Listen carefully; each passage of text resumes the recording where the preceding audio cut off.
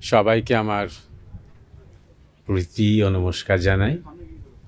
এইখানে এই বুড়োরাজ বিনয়ানন্দ ব্রহ্মচারী আশ্রমের এই সুন্দর পরিবেশে যত ভক্ত মণ্ডলী উপস্থিত হয়েছেন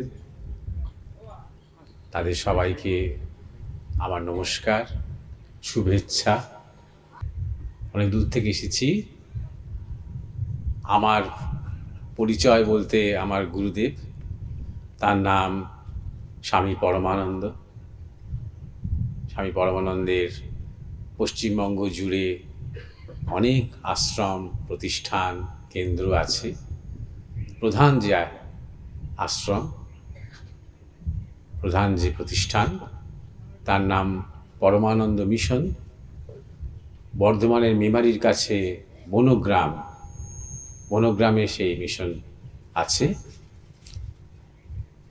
আমার গুরুদেব 1999 সালে শরীর ছেড়েছেন।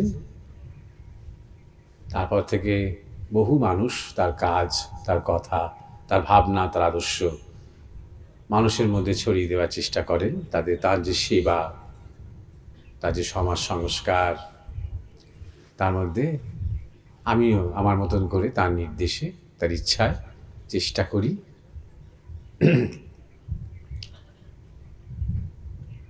এবং এই যে এরকম ধরনের অনুষ্ঠানে আমি আসি, বক্তৃতা দিতে নয়, ভাষণ দিতে নয়, আমরা যেটা চেষ্টা করি সেটা হচ্ছে সৎসঙ্গ।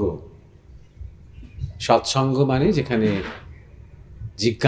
জিজ্ঞাসা করেন এবং সেই পরিপ্রেক্ষিতে আলোচনা হয় বা সেই জিজ্ঞাসার মীমাংসা হয়, তাকে সৎসঙ্গ বলে। সেটাই ধর্মের ইতিহাস। যদি আপনারা দেখেন যে উপনিষদও তাই। উপনিষদে গুরুর কাছে শিষ্যরা জিজ্ঞাসা করতেন তপবন আশ্রমে, নৈমিষারণ্যে, হিমালয়ের বুকে, এবং গুরু সেই জিজ্ঞাসা মীমাংসা করতেন। সেইগুলো শ্রুতিতে ধরে রাখত মানুষ, সেই শিষ্যরা। অনেক পরে সেই শ্রুতিতে ধরে রাখার সেই বিদ্যা বা সেই জ্ঞান লিপিবদ্ধ হয়েছে, তখন আমরা অনেক উপনিষদ পেয়েছি।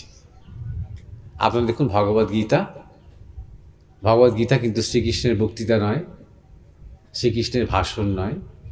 অর্জুন জিজ্ঞাসা করছেন, তখন সেই জিজ্ঞাসার পরিপ্রেক্ষিতে ভগবান শ্রীকৃষ্ণ সেটা নিয়ে আলোচনা করছেন। এরকম বেশিরভাগ মহাপুরুষের জীবনে আমরা যা কিছু কথা পাই সেগুলো সবই কথা প্রসঙ্গে পাই। কোনো আলোচনার প্রসঙ্গে মহাপুরুষেরা বা গুরুরা যখন কিছু বলেন, তখন আমরা তার মধ্যে থেকে মহাজ্ঞান বা মহাবাণী বা মহা আলোক পাই। আমাদের গুরুদেবও স্বামী পরমানন্দ বহু মানুষের সাথে সারা বিশ্ব জুড়ে তিনি এই সৎসঙ্গ করেছেন। দেশে বিদেশে, ভারতবর্ষের বিভিন্ন জায়গাতে, বিভিন্ন রাজ্যে, নানা ভাষায় তিনি এইভাবে সৎসঙ্গ করেছেন। মানুষ যখন জিজ্ঞাসা করেছে তখন তিনি সেগুলো নিয়ে আলোচনা করেছেন, মীমাংসা করেছেন। করে দীর্ঘ আলোচনা করে আমরাও শিখেছি তার কাছ থেকে অনেক কিছু, জেনেছি অনেক কিছু। সেই যেটুকু শিখেছি, যেটুকু জেনেছি, তার ছিটে ফোঁটা যেটুকু ধারণ করতে পেরেছি, তারই নির্দেশে আমরা মানুষের কাছে সেটা পৌঁছে দেওয়ার চেষ্টা করি যখন মানুষ জিজ্ঞাসা করে। তো এটাই হচ্ছে আমাদের সৎসঙ্গ, এটাই আমাদের এই যে এসেছি, এই যে আপনাদের সামনে বসেছি, আমাদের এটাই রীতি। কোনো লেকচার বা ভাষণ আশা করবেন না। তো প্রথম যে জিজ্ঞাসা, আমি যোগী দেহিতে হৃদয় থাকি না, জ্ঞানীদের হৃদয়ে থাকি না, ভক্তের হৃদয়ে থাকি। এবার জিজ্ঞাসা করছেন যে যোগীদের এবং জ্ঞানীদের হৃদয় কেন থাকেন না? দরজা বন্ধ, তাই জন্যে থাকেন না। আমি যদি আপনার বাড়িতে আসি, আপনি দরজা বন্ধ রাখেন, আর যদি বলেন বাইরেই বসো, তো তাই বাইরেই বসবো। তা যোগী যিনি, যোগী মানে কে? যিনি মন নিয়ে সাধনা করেন। জ্ঞানী মানে কি? যিনি বুদ্ধি নিয়ে সাধনা করেন, বুদ্ধি বিচার। আর ভক্ত মানে কে? যিনি হৃদয় নিয়ে সাধনা করেন। তাহলে যিনি হৃদয় নিয়ে সাধনা করেন, ভগবান তাকে হৃদয়তেই থাকবেন, স্বাভাবিক। তিনি তো ভাবগ্রাহী। দেখবেন শ্রীকৃষ্ণ অর্জুনকে বলছেন, আমি ভাবগ্রাহী জনার্দন। অর্থাৎ যে যে ভাবে আমাকে ডাকবে, আমি তার সাথে সেই ভাবে থাকব। তুমি যদি ভাবো যে আমি তোমার এক ছোট্ট গোপাল, তোমার ছেলে, আমি সেই ভাবেই তোমার কাছে থাকব। তুমি যদি ভাবো যে আমি তোমার প্রভু, তোমার পিতা, তাহলে আমি সেই ভাবেই তোমার কাছে থাকব। তুমি যদি ভাবো যে আমি তোমার মাতা এবং বাৎসল্য এবং স্নেহ ঝরে পড়ছে সেই মায়ের কাছ থেকে, আমি সেই বাৎসল্যের সুধা পাচ্ছি, তাহলে আমি সেই ভাবেই তোমার কাছে থাকব। তুমি যদি ভাবো যে আমি তোমার বন্ধু, তোমার খেলার সাথী, তোমার রথের সারথি, তাহলে আমি সেইভাবেই তোমার কাছে থাকব। আর তুমি যদি ভাবো যে আমি তোমার প্রেমিক, জগতে যত প্রেম আছে সবার থেকে পারে, সবার থেকে চরম আমি তোমার প্রেমিক, তুমি মধুরভাবে আমাকে চাও, অর্থাৎ তুমি রাধাভাবে বা গোপীভাবে আমাকে চাও, তাহলে আমি সেইভাবেই তোমার কাছে থাকব। শুধু তিনি ভাবগ্রাহী। আমরা যেভাবে যেমনভাবে তাকে চাই, তিনি তেমনভাবে থাকবেন। এবার যে জিজ্ঞাসু তাকে বলি, যিনি যোগী হন তিনি সাধারণত ভক্তও হন। যোগী মানেই যে তার মধ্যে কোনো ভক্তি নেই তা কিন্তু নয়। আমরা অনেক মহান মহান যোগীদের কথা জানি যারা বড় ভক্ত। যেমন ধরুন শ্যামাচরণ লাহিড়ী মহাশয়, আপনারা দেখবেন একজন মহান ক্রিয়াযোগী, কিন্তু তিনি ভক্ত, তার গুরুর ভক্ত তিনি। আবার দেখবেন শ্রী অরবিন্দ, তিনি একজন মহাপুরুষ, বিরাট যোগী, তিনি কিন্তু কৃষ্ণের ভক্ত। যোগী মানেই তার ভক্তি নেই, এই ধারণা ভুল। আবার জ্ঞানী মানেই তার যে ভক্তি নেই, এই ধারণাও ভুল। এরাও ভগবানের কিন্তু ভক্ত, কিন্তু বিচার দিয়ে চলেন। তারা ভগবানকে ভালোবাসেন বলেই ভগবান কি, ঈশ্বর কি, এই নিয়ে নিরন্তর বিচার করেন। তারা জীবন কি, কারণ ঈশ্বরকেই তারা ভালোবাসেন, জানতে চান বেশি করে, স্বাভাবিক তো। আমি যদি এই গ্রামে এসে আমার গ্রামটাকে যদি ভালোবাসি, তবে আবার ফিরে ফিরে আসবো, জানতে চাইবো এই গ্রামের ইতিহাস কি, এই গ্রামে কি কি চাষ হচ্ছে, এই গ্রামে কত ঘর মানুষ আছে, এই ঘরের অর্থনৈতিক অবস্থা কেমন, স্কুল টুল কিছু আছে কি না, আমি জানতে চাইবো। ভালোবেসেছি বলেই তো বিচার করছি আমি। চোখ বন্ধ করে কেন ভালোবাসবো? চোখ চেয়ে ভালোবাসবো, তাকে দেখবো, তাকে জানবো। তো সে তাই জন্য জ্ঞানী মানেই যে তিনি ভক্ত নন তা কিন্তু নয়। তাই জন্য বলছি যে যাদের মধ্যে শুধু জ্ঞান চর্চা আছে কিন্তু ঈশ্বরে কোনো ভক্তি নেই, তাদের হৃদয়, তারা খোলেনি তারা হৃদয় ঈশ্বরের জন্য, ঈশ্বর আসবেন না সেখানে। আমন্ত্রণ পেলে তো আসবেন, আমরাও তো তাই। আমাকে যদি এখান থেকে না ডাকা হতো আমি কি আর আসতাম যেচে পড়ে? কেন, আমন্ত্রণ পেলে তো আসবেন তিনি। তেমন যোগী যদি শুধু যোগীই হন, আজকাল দেখবেন সব দিকে খুব যোগাভ্যাস হচ্ছে, সব যোগ চর্চা করছে, খুব যোগ আর কেউ বলছে না, যোগা। দেখবেন সব যোগা বলছে, মানে এটা বিকৃত করছে আমাদের সংস্কৃত বাংলার যে উচ্চারণটাকে বিকৃত করে বিদেশিরা বলছে, ওদের নকল করে আমরাও বলছি, যোগা বলছি। সেখানে দেখবেন খুব যোগা হচ্ছে বটে, খুব মানে আসন করছে, প্রাণায়াম করছে, এমনকি বসে বসে একটু ধ্যানও করছে, কিন্তু ভগবানের কথা নামগন্ধ বলছে না, ঈশ্বর চিন্তা নামগন্ধও করছে না।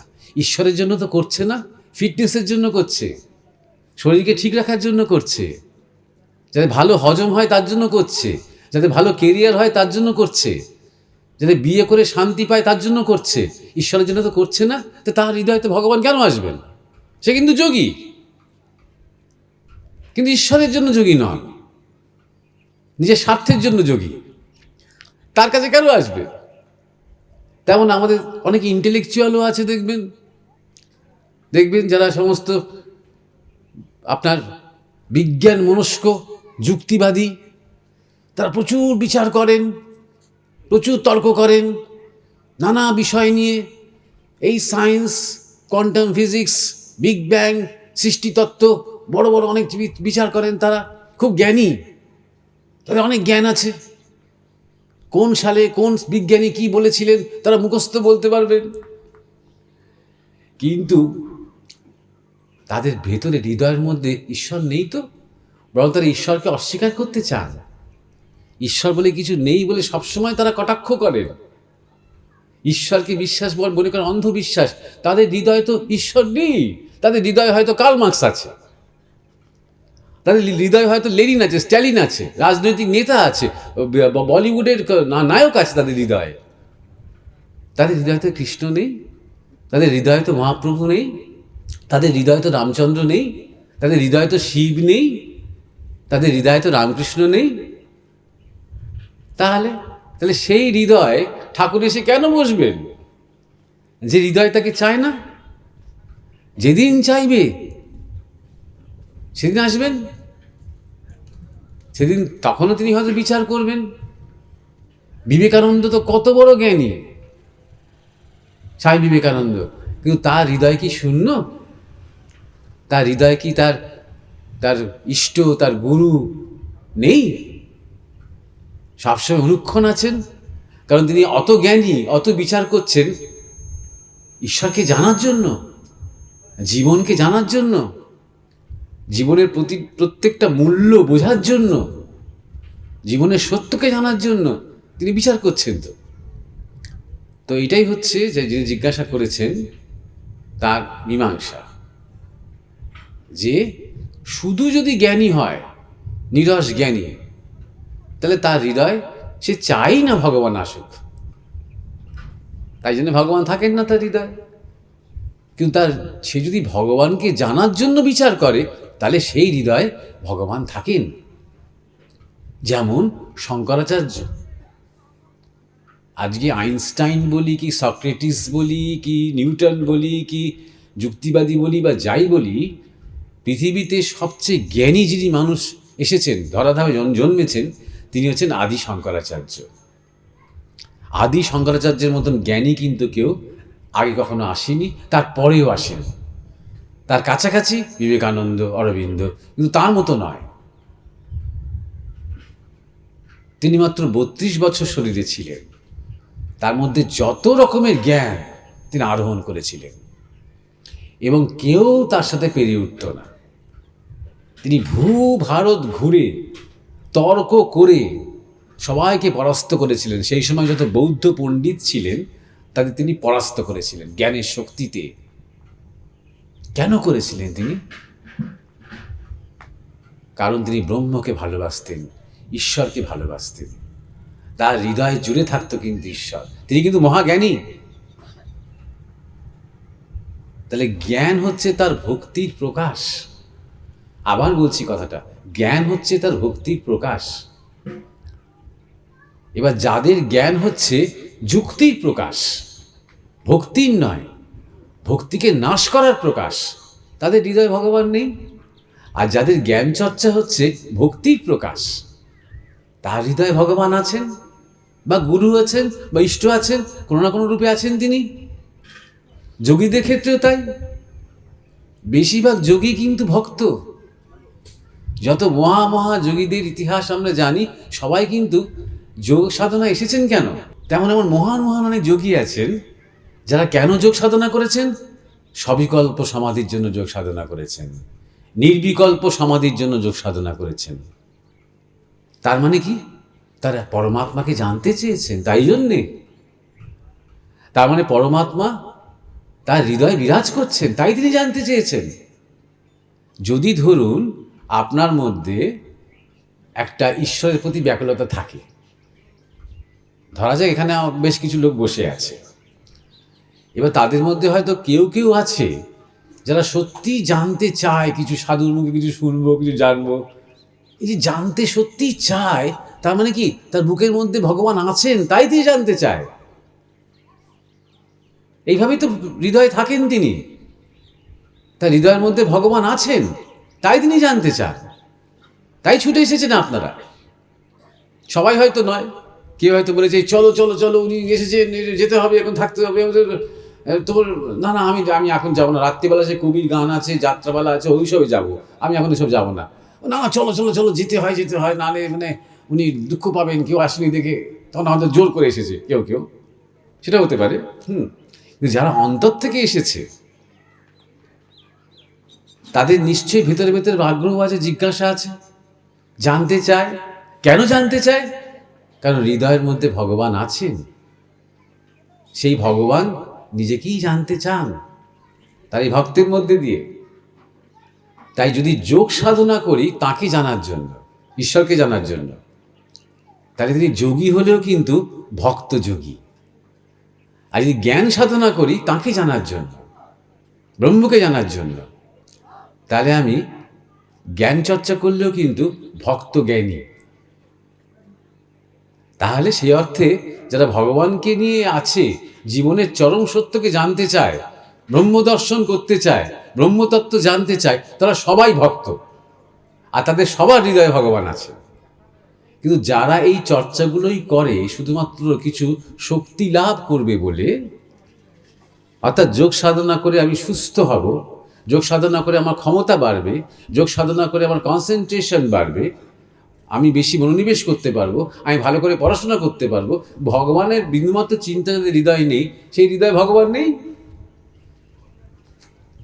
জ্ঞান চর্চাও যারা করে, মানুষকে খণ্ড খণ্ড করে কাটবো, যারা ভগবানের কথা বলে তাদের যুক্তিকে আমি কাটবো আমার যুক্তির বিজ্ঞান দিয়ে, আমি সব নাকচ করব, এই ঈশ্বর টিশ্বর, দেব দেবী, এই সমস্ত কিছু মন্দির টন্দির আমি সব কিছু নস্যাৎ করবো, এইরকম ভাবনা নিয়ে যারা জ্ঞান চর্চা করে তাদের হৃদয়ে ভগবান নেই। পরিষ্কার কথা। রাবণও সাধনা করেছেন, রাবণও মহান যোগী ছিলেন, রাবণ মহান যোগী ছিলেন, কিন্তু কেন সাধনা করেছিলেন? শক্তি পাওয়ার জন্য সাধনা করেছিলেন। অনেক শক্তি, অমর হব, আমায় কেউ যুদ্ধে হারাতে পারবে না, এই শক্তির জন্য তিনি সাধনা করেছিলেন। তার হৃদয়ে ভগবান নেই, ভগবানকে আসতে হলো তাকে মারার জন্য। এটাই হচ্ছে আপনার যে জিজ্ঞাসা, তার মীমাংসা। আপনাকে আমি ঋষি বা মণিতুল্য ভাবে মনে ভাবে, কিন্তু এই আনুষ্ঠানিকভাবে মহারাজ হিসেবেই প্রণাম জানাচ্ছি। আপনার সঙ্গে নিত্যই সঙ্গ করি ওই ইউটিউবের মাধ্যমে, তাই দর্শন করার জন্য আমি সংবাদটা পাওয়ার পরে আপনার কাছে এসেছি। একটা বিষয় আমার জানার আছে যে পরমিষ্ঠ কোনো বিগ্রহ আর পরমিষ্ঠ গুরুদেব ধ্যান ধারণা বা সাধন ভজনের ক্ষেত্রে কোনটার উপর গুরুত্ব দেওয়া ভক্তের দরকার? হ্যাঁ, রণজয়, আপনি যে জিজ্ঞাসা করলেন, এই জিজ্ঞাসার পরিপ্রেক্ষিতে বলছি, ইষ্ট আর গুরু এক, অভেদ। যখন গুরু দীক্ষা দেন, সাধারণত সদ্গুরু এটাই শিষ্যকে বলে দেন যে মনের মধ্যে কোনো বিভ্রান্তি যেন না থাকে, যে আমি ইষ্টরূপ ধ্যান করতে করতে মাঝে মাঝে গুরুর শরীর এসে যাচ্ছে, বা গুরুর ধ্যান করতে করতে ইষ্টের মুখটা এসে যাচ্ছে, এটা কি অন্যায় হচ্ছে, এটা কি পাপ হচ্ছে, এই বিভ্রান্তির কোনো দরকার নেই। উভয় এক, এটা সবসময় জানবেন, উভয় এক। 2 নম্বর কথা হচ্ছে, ইষ্ট কোথায় আছেন? ইষ্ট তো আমার মধ্যেই আছেন, আমি তাকে জপ করে করে ধ্যান করে করে তাকে জাগাচ্ছি, নিজের মধ্যে তাকে জাগাচ্ছি। না হলে তিনি বৈকুণ্ঠে আছেন, বা স্বর্গে আছেন, বা দেবলোকে আছেন, বা ঋষিলোকে আছেন, বা বৃন্দাবনে আছেন, বা কৈলাসে আছেন, আমার ধরাছোঁয়ার তো বাইরে। কিন্তু গুরু তো আমার ধরাছোঁয়ার মধ্যে, তার সাথে আমি যার কাছে যেতে পারি, তাকে দর্শন করতে পারি, তাকে স্পর্শন করতে পারি, তাই জন্যে বলা হয় মর্তে গুরুই ভগবান। যতক্ষণ তিনি শরীরে আছেন এবং যতক্ষণ আপনি শরীরে আছেন এবং আপনি যে আপনার গুরুকে দেখেছেন, ওই দূর থেকে একবার দেখে প্রণাম করা সে দেখা নয়, মিশেছেন, কাছ থেকে মিশেছেন, তার সাথে একটু উঠবোস করেছেন, তার বকুনি খেয়েছেন, তার স্নেহ পেয়েছেন, তার ভালোবাসা পেয়েছেন, আশীর্বাদ পেয়েছেন, নিজের ছোটোখাটো সমস্যাগুলো তাকে গিয়ে বলেছেন, তিনি বাবার মতন মায়ের মতন সেগুলো সমাধান করার চেষ্টা করেছেন, তাকে এমন করে পেয়েছেন আপনি, আর কি দরকার? আবার নতুন একটা রূপ জোর করে মনে মনে ভাবা? 2 নম্বর কথা। 3 নম্বর কথা হচ্ছে, দেখুন শাস্ত্রে কি বলছে, দর্শন, স্পর্শন, শ্রবণ, মনন, নিধিধ্যাসন। আমি না হয় মন্দিরে গিয়ে আমার বিগ্রহকে দর্শন করলাম, স্পর্শনও করলাম, না হয় যদি মন্দিরের কর্তৃপক্ষ রাজি হয় আমি হাত দিয়ে তাকে ছুঁলাম, কিন্তু শ্রবণ, সেই ইষ্ট তো কথা বলবেন না আপনার সাথে, আপনি কি করে তাহলে মনন করবেন? তাহলে আর তারপরেরগুলো কিন্তু আর হবে না, দর্শন স্পর্শনের পর কিন্তু আর হবে না। কিন্তু সে একই ইষ্ট যিনি আপনার গুরুরূপে বর্তমান রয়েছে, তার কাছে যদি যান তাই দর্শন হবে। দর্শনে অনেক কৃপা। কেন বলুন তো? আমরা সাধারণ কোনো মানুষকে দর্শন করছি না, এটা ঠিক দেখা নয়। আপনি ধরুন বললেন যে আমার চেনা একজন ভদ্রলোক অসুস্থ, আমি হাসপাতালে তাকে দেখে আসতে যাচ্ছি, আপনি কিন্তু একবারও বলবেন না আমি হাসপাতালে যাচ্ছি তাকে দর্শন করতে,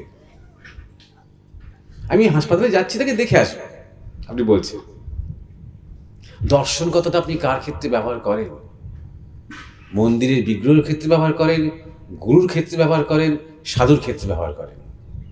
সেটা শুধু চোখের দেখা নয়, দর্শন, যা আমার মন পাল্টে দেয়, দর্শন, যার উপস্থিতি আমার জীবন পাল্টে দিতে পারে, দর্শন, যা আমার জীবন দর্শনকে পাল্টে দেয়, যে দেখা, সেই হচ্ছে দর্শন।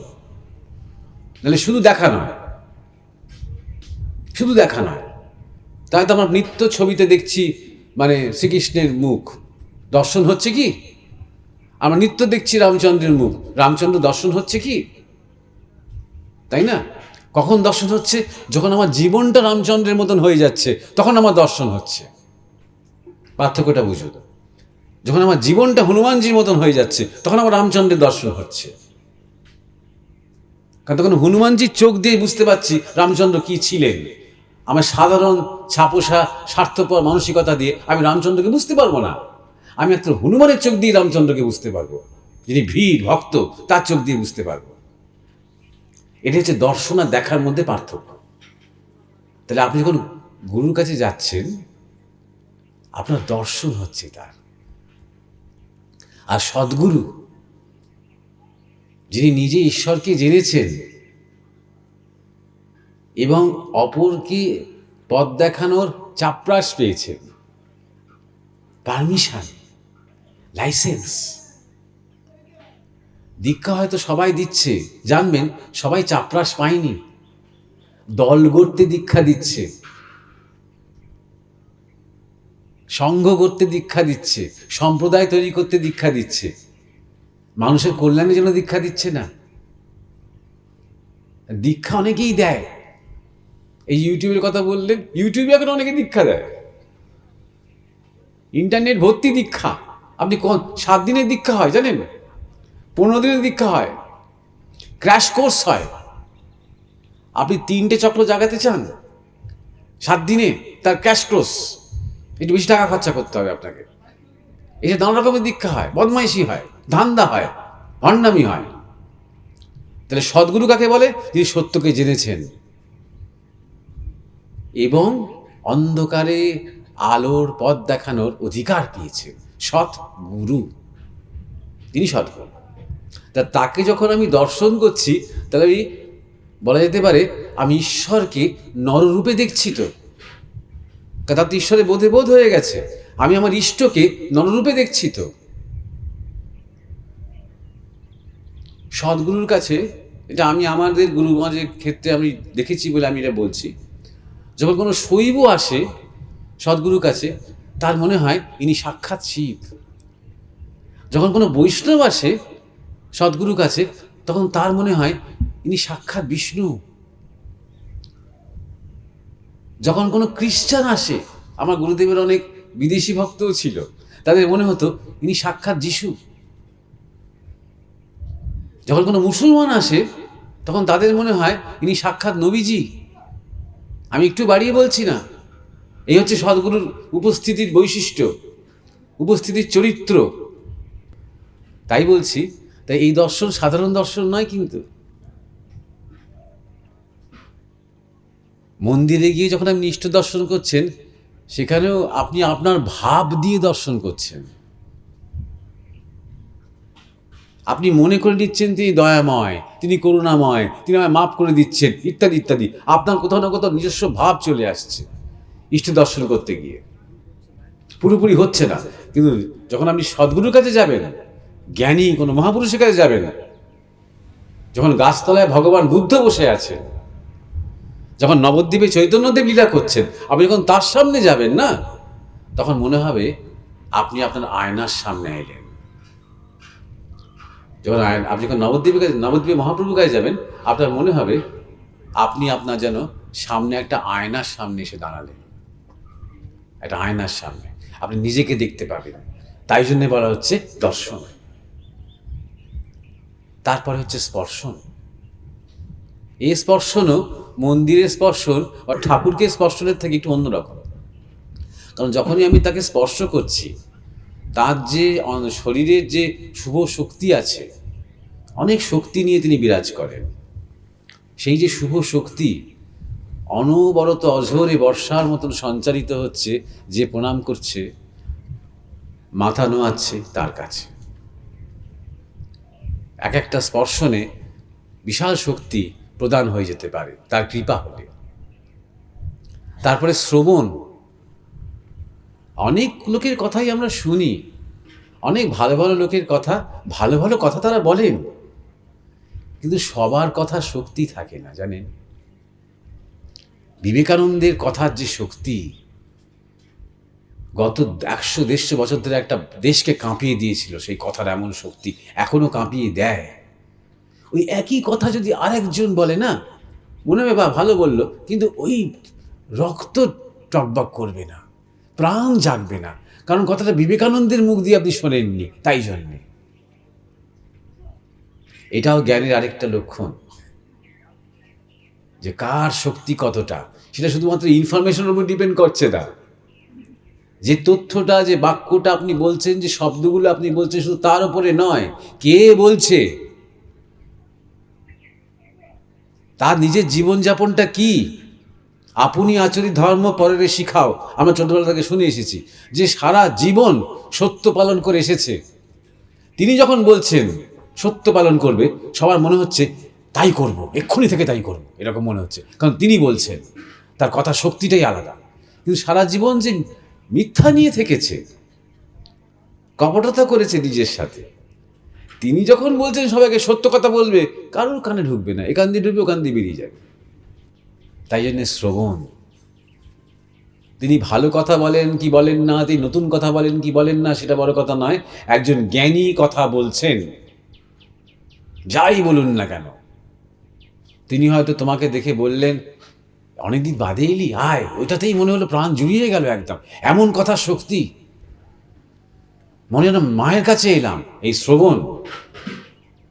তারপরে মনন, তার কাছ থেকে যা শুনেছি সেটা মনে মনে মনে মনে মনন করে যাওয়া। ভালো কথা তো আমরা অনেক শুনছি, এখনো তো অনেক ভালো কথাই হচ্ছে, কিন্তু এটাকে মনন করবে কে? এবং মনন করবে, সেটা করতে বারবার বারবার মনে মনে সেটা আবৃত্তি করবে, এবং তারপরে এক একটা কথা নিয়ে সেটা নিয়ে পড়ে থাকবে, সেটাই নিজের জীবনে যাপন করার চেষ্টা করবে নিদিধ্যাসন। তখন জীবন পাল্টাবে। এই এতটা তো আর মন্দিরের বিগ্রহ করতে পারবে না আপনার সাথে। তাই জন্যে বৈষ্ণবদের মধ্যে একটা কথা আছে, জানেন, গুরু ছেড়ে যে গোবিন্দ ভজে, সে শেষে গিয়ে নরকে মজে। গুরু আছে, গুরু বলে দিয়েছে এইটা এটা করবি, এইটা এটা করবি না, ব্যাস যা বলছি করে যা, চিন্তা নেই, আমি দায়িত্বে আছি, জন্মান্তরের দায়িত্ব আমার, সদ্গুরু বলে দিয়েছে। কিন্তু অন্য কোথাও গিয়ে অন্য কিছু শুনেছে সে, যে গোবিন্দ এই চাইছেন, গোবিন্দ তাই চাই। গোবিন্দ কিন্তু নিজে এসে বলেননি তাকে, অন্য লোকের মুখে শুনেছে। এবং মনে মনে একটা কল্পনার গোবিন্দকে তখন ভজতে আরম্ভ করেছে, মনে হচ্ছে আমার গুরু তেমন কিছু জানে না, নরক গতি হয়। ওই যে সদ্গুরু লাভ হয়ে গেলে আর কোনো দিকে তাকানোর দরকারও তো নেই। তিনি বলে দিলেন এই তোমার ইষ্ট, ব্যাস। এটাও বলে দিলেন যে ইষ্ট আর গুরু অভেদ জানবি, ব্যাস। আর কোনো মনের মধ্যে বিভ্রান্তি নেই, অভেদ তো। ইষ্ট চিন্তা করতে করতে গুরু যদি ছবি ভেসে আসে, ভালো, আরো ভালো, কারণ তার সাথে আমার অনেক স্মৃতি আছে। ইষ্টের সাথে আর স্মৃতি কি আছে বলুন? ইষ্ট কি কোনোদিন বলবে আরে আরে রণজয় এসো এসো, হ্যাঁ এসো আমার সাথে বসে খাও একটু, আজকে দেখি অনেকদিন আসনি, বাড়ির সবাইকে নিয়ে এসো একদিন, এটা ইষ্ট কোনোদিন বলবে? বলবে না তো। কিন্তু সদ্গুরু বলবে। তাহলে সদ্গুরুর সাথে অনেক স্মৃতি আছে। যাদের সাথে স্মৃতি তাদেরকেই তো মনে থাকে। ছেলে মেয়ের সাথে স্মৃতি, নাতি নাতনির সাথে স্মৃতি, পাড়ার প্রতিবেশীদের সাথে স্মৃতি। তাই বিপদের সময় তো তাদের কথাই মনে পড়ে, ইষ্টের কথা তো মনে পড়ে না, কারণ তার সাথে কোনো স্মৃতি নেই। তাকে জোর করে আমার সকাল সন্ধ্যে জপ করতে হয় তাকে নিয়ে। স্মৃতি কোথায়? কিন্তু সদ্গুরুকে নিয়ে স্মৃতি আছে, সুন্দর সুন্দর স্মৃতি আছে। হয়তো বকুনি খেয়েছি, তারও স্মৃতি আছে। শাসন করেছেন তিনি, আপন মনে করেই শাসন করেছেন। সুতরাং তার সাথে নিজেকে জড়িয়ে নেওয়াটা সহজ, খুব সহজ। ইষ্টকে মনে মনে অতটা আপন করে নেওয়া অত সহজ নয়, কঠিন পরিশ্রম করতে হয় তার জন্য। আমাদের গুরুদেবও বলতেন মজা করে যে সবাই দেখি ধ্যান করতে গিয়ে কুস্তি করছে, এই পাটা চলে গেল, যা, শুধু মুখটা আছে, যা। এবার মুখটা এলো, হাতটা এলো, পাটা আর নেই, যা।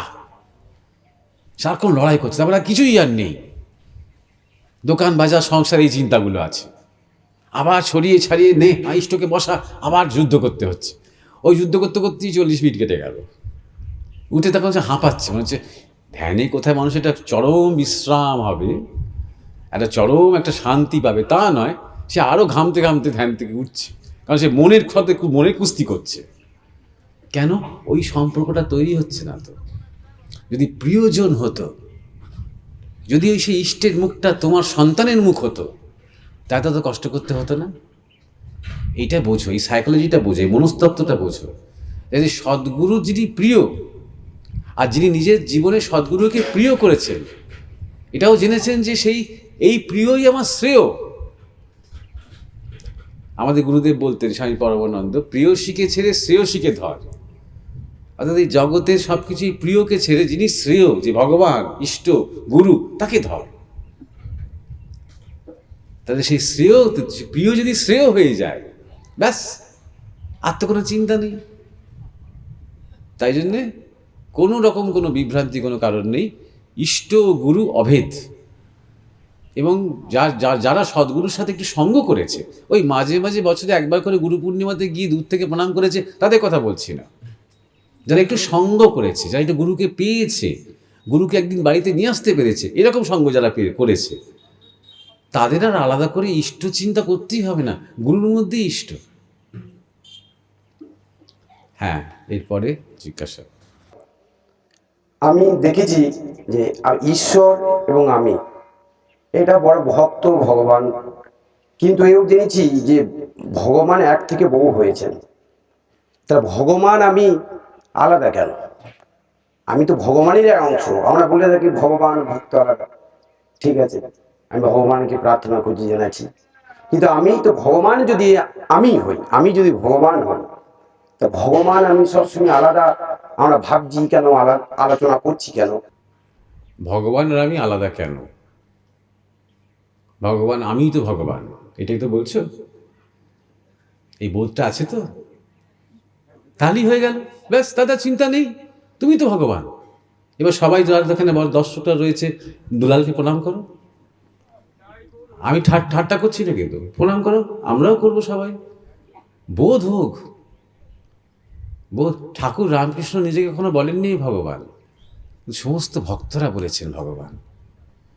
কারণ তার চলা ফেরা কথা সব কিছুর মধ্যে বোঝা গেছে এর মধ্যে ভগবত দর্শন হয়েছে, ভগবত যেন সাক্ষাৎ ভর করেছেন। আমি থাকবো তোমার কি বলবো, হ্যাঁ, আহার নিদ্রা মৈথুন নিয়ে, আমি থাকবো আমার স্বার্থ নিয়ে, আমি 5 পয়সা 5 টাকা হিসেব বুঝে নেব আর বলবো আমি ভগবান। বোধ কোথায়, তাই না?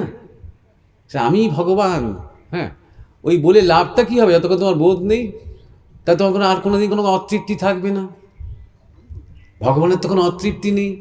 যাতে আমরা ভগবান বলি তুমি দেখাও আমাকে শ্রীরামচন্দ্র পুরো রামায়ণ জুড়ে কখনো কোনো নালিশ করেছেন, কোনো অতৃপ্তি আছে তার মধ্যে? অত দুর্ঘটনা ঘটেছে তার জীবনে, কিন্তু নালিশ করেছে, কোনো অভাব অভিযোগ জানিয়েছেন তিনি? একবারও তিনি বনে বনে ঘুরতে ঘুরতে লক্ষণকে বলেছেন রাজপ্রাসাদের খাবারটা বড় মন কেমন করছে রে, এখানে সেই ফলমূল কুড়িয়ে খেতে হচ্ছে, রাজপ্রাসাদের সেই ভালো মন্দ পোলাও কালিয়া পাচ্ছি না? কেন আক্ষেপ করেননি? ভগবান বলে তিনি নিজেকে বোধ করেছেন মর্যাদা পুরুষোত্তম বলে। তার কোনো অভাব নেই তো, তার কোনো অভাব নেই। তুমি দেখাও আমাকে একবারও মহাভারত জুড়ে শ্রীকৃষ্ণ জীবনে অত ঘটনা ঘটে গেল, কারাগারে জন্মালেন তিনি, তাকে নিয়ে ঝড়ে রাত্রিরে প্রচণ্ড তাণ্ডবের মধ্যে তার পিতা পালাচ্ছেন, বৃন্দাবনে পৌঁছে দেওয়ার চেষ্টা করছেন। সেই দিন থেকে শুরু করে যখন তিনি গাছের ইয়েতে ডালে বসে আছেন, বৃদ্ধ কৃষ্ণ বাঁশি বাজাচ্ছেন, যদুবংশ ধ্বংস হয়ে গেছে, তখন ব্যাধ তাকে হত্যা করছে, তখনও হাসি মুখে সেই ব্যাধকে ডেকে বলছেন চিন্তা করো না, তোমার কোনো পাপ নেই, অপরাধ কিছু করোনি, শরীর ছাড়ছেন। কোনো কমপ্লেন, কোনো অভিযোগ, কোনো নালিশ, কোনো অতৃপ্তি? এই জায়গায় পৌঁছাও, এই জায়গায় পৌঁছাও, তোমার ফ্যামিলি তোমার চোখের সামনে ধ্বংস করে দেবো একদিনে, ধরো, হ্যাঁ, তখন তুমি বলবে আমি ভগবান, আমি দুলাল, আমি জানি আমি তিনি, আমার কিচ্ছু হবে না। বলতে পারবে? একটা কিছু হয়ে গেলেই তুমি হার্ট অ্যাটাক করে একদম প্রথমেই তুই এই ভগবান ভগবান আর মানি না বলতে আরম্ভ করবে। এই তো ভগবান ভগবান করে আশ্রম করে এই তো হলো আমার। আমি দেখেছি আমাদের দিদি কত কাছের লোকজন, একটা এদিক ওদিক হয়ে গেল, ধরো এত মহারাজের কাছে যেতাম, তারপরে আমার পরীক্ষায় এমন রেজাল্ট হলো, আর এই মহারাজের কাছে যাবোই না, এত সহজেই আমাদের বিশ্বাস নষ্ট, জানো? তাই জন্য কি বলছি বলো তো, মানে আমাদের শাস্ত্র কি বলছে বলো তো, বোধ করো তুমি আলাদা নও, ভক্ত ভগবান আলাদা নও, কিন্তু তুমি যে ভক্ত ভগবান যে এক, এটা বোধ করো। নাহলে মুখে বলে কি হবে? মুখে তো বুলি হবে, কপচানো হবে। নেতারা যখন এসে বলে দুলাল আমরা জনগণের সেবা করতে জন্মেছি, তুই বিশ্বাস করো নাকি সেই কথা? তাহলে না না ভাইবা, তোমরা কেরিয়ার করতে জন্মেছো, লাল হতে জন্মেছো, তুমি মনে মনে সেটা বলো। সেরকমই তুমি যদি হঠাৎ সবাইকে বলতে আরম্ভ করো আমি তো ভগবান, আমি তো ভগবান, হ্যাঁ, তা সবাই বলে দুলাল বাবা, হ্যাঁ এসব থাক, তোমাকে এসব কথা একটু সাধন ভাজন করো, একটু দেখো তুমি আসলে কে, তুমি দেখো, তাই না? তাই জন্য যতক্ষণ অজ্ঞানতা আছে ততক্ষণ ভেদ, এইটা জানবে, ততক্ষণ ভেদ, ততক্ষণ নিজেকে মনে হয় আমি এক এবং ঈশ্বর আলাদা, মনে হবে জগৎ ঈশ্বর আমি আলাদা আলাদা আলাদা আলাদা মনে হবে, যতক্ষণ আমাদের মধ্যে অজ্ঞানতা আছে। যখন অজ্ঞানতা থাকবে না, তখন শুধু ভগবান আর আমি এক তাই নয়, তখন দেখবে এখানে যারা বসে আছে সবই তুমি। এই শুধুমাত্র মানুষজন নয়, এই বুড়ো যত গাছপালা প্রকৃতি, পোকা মাকড়, কুকুর বেড়াল যত রয়েছে, এই বিগ্রহ, এই বুড়ো রাজা, হ্যাঁ, এই সমস্ত অতীতে যা ঘটে গেছে, এই বিনয়ানন্দ ব্রহ্মচারী তিনি যে স্থিতিতে ছিলেন, সব তুমি দেখবে তোমার কাছে একাকার। আগামীতে কি ঘটবে সব দেখবে তুমি এক হয়ে দ্রষ্টার মতন দেখে যাচ্ছ, আনন্দে আছো, আস্বাদন করছো, কোনো ভয় নেই। এটাই নির্বিকল্প সমাধির স্থিতি। এই স্থিতি কোটি কোটি মানুষের মধ্যে একজনের হয়, তিনিই বলতে পারেন আমি ভগবান, তারপর তিনিই বলতে পারেন, এবং তিনি বললে সবাই বিশ্বাস করে, কারণ তিনি প্রত্যয় থেকে বলছেন, তিনি জ্ঞান থেকে বলছেন, তিনি তার সত্য থেকে বলছেন।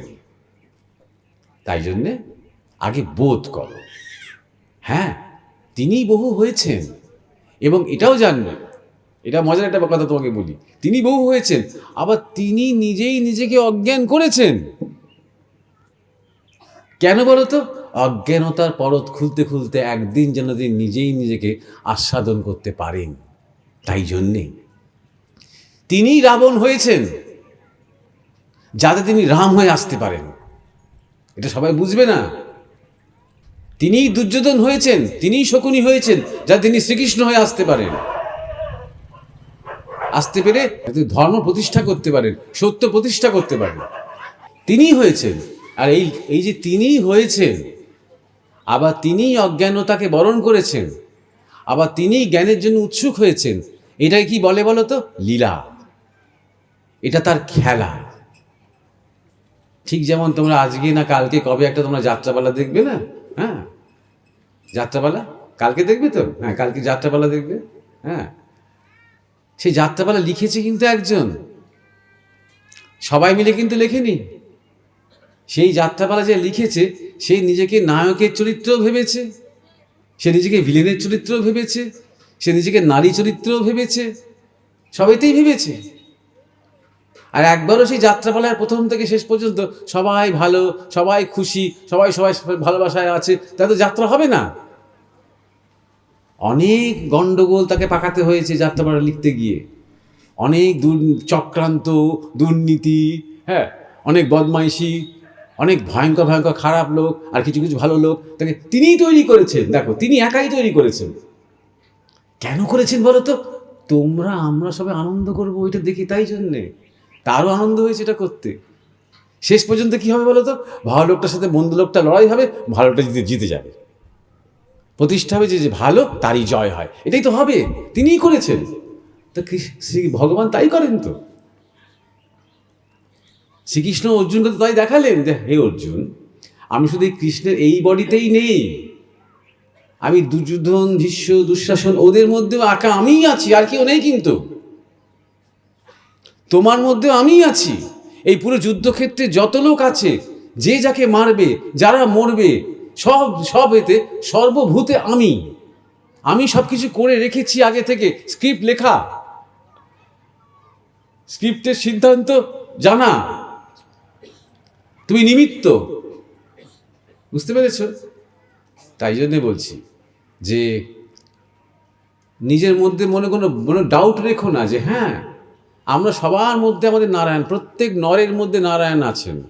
কিন্তু থাকলেই হবে না, জানতে হবে নরকে যে নারায়ণ আছেন, কারণ সেটা ঈশ্বরের অভিপ্রায়। প্রত্যেক জীবের মধ্যে শিব আছেন, থাকলেই হবে না, জীবকে জানতে হবে, সেটা ঈশ্বরের অভিপ্রায়। আজকে যে বিষয়টা ছিল জীবনের উদ্দেশ্য, এটাই জীবনের উদ্দেশ্য। নিজেকে জানো, ভগবানকে ডাকো না ডাকো এগুলো পরে, এগুলো মানে নিজেকে জানার জন্য ভগবানকে ডাকতে হয়। কিন্তু নিজেকে জানো, বেদান্তের এটাই মূল কথা। আত্মানং বিদ্ধি তত্ত্বমসি শ্বেতকেতু। তুমি সেই তত্ত্ব শ্বেতকেতু। নিজেকে জানো, তুমি কে, তুমি আসলে কে, তোমার মধ্যে কে আছে, নিজেকে জানো। এটাই তোমার একমাত্র দায়িত্ব, একমাত্র কর্তব্য। তুমি বলবে কিন্তু সংসার, না, ওগুলো উপকরণ, বাই প্রোডাক্ট। একটা কলা গাছকে তুমি কখনোই বলতে পারবে না, হে কলা গাছ, তোমার জীবনের উদ্দেশ্য 2টো কলা দেওয়া। তুমি বলতে পারবে না, এটা বলতে পারবে না। কলা গাছ যদি কথা বলতে পারতো, বলতো না, কিছু মনে করবে না দুলাল ভাই, আমার জীবনের উদ্দেশ্য 2টো কলা দেওয়া নয়। আমার জীবনের উদ্দেশ্য হচ্ছে যতটা পারি এই মাটি থেকে মানে রস নিয়ে, এই সূর্য থেকে রস নিয়ে, এই বৃষ্টি সব কিছু থেকে নিয়ে যতটা পারি বড় হয়ে ওঠা। তারপরে কটা কলা হলো, কটা মোচা হলো, কটা পাতা হলো, কটা থোর হলো, সেটা তিনি জানেন। তাই না? আমরা যখন বলছি কাউকে যে তোমার জীবনের উদ্দেশ্য হলো একটা ডিগ্রি পেয়ে চাকরি করা, মাথার যে বিরাট সম্ভাবনাটাকে ছোট্ট করে আমি একটা বাক্সের মধ্যে বন্ধ করে আমরা তালা দিয়ে দিচ্ছি। বিরাট সম্ভাবনা, ওটা কারোর জীবনের উদ্দেশ্য নয় গো। ওটা তো জীবনে চলার পর থেকে একটা অভিজ্ঞতা, ওটা জীবনের আসল উদ্দেশ্য নয়। এই জন্যই ভগবানকে ডাকতে হয়, জীবনের আসল উদ্দেশ্যটা বোঝার জন্য। তুমি যদি বলো যে তোমার জীবনের উদ্দেশ্য হচ্ছে বিয়ে করে চারটে ছেলে হওয়া, এটা জীবনের উদ্দেশ্য নয়, চলার পথে অভিজ্ঞতা। জীবনের উদ্দেশ্য সে যেই হোক না কেন, নারী হোক, পুরুষ হোক, ছেলে হোক, বুড়ো হোক, যেই হোক, নিজেকে জানা।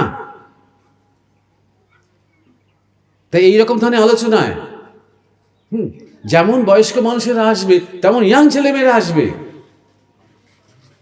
এই ধারণাগুলো এখন একদম কেটে দেওয়ার সময় হয়েছে যে শুধু বয়স্ক লোকেদের জন্য ধর্ম, সবার জন্য ধর্ম।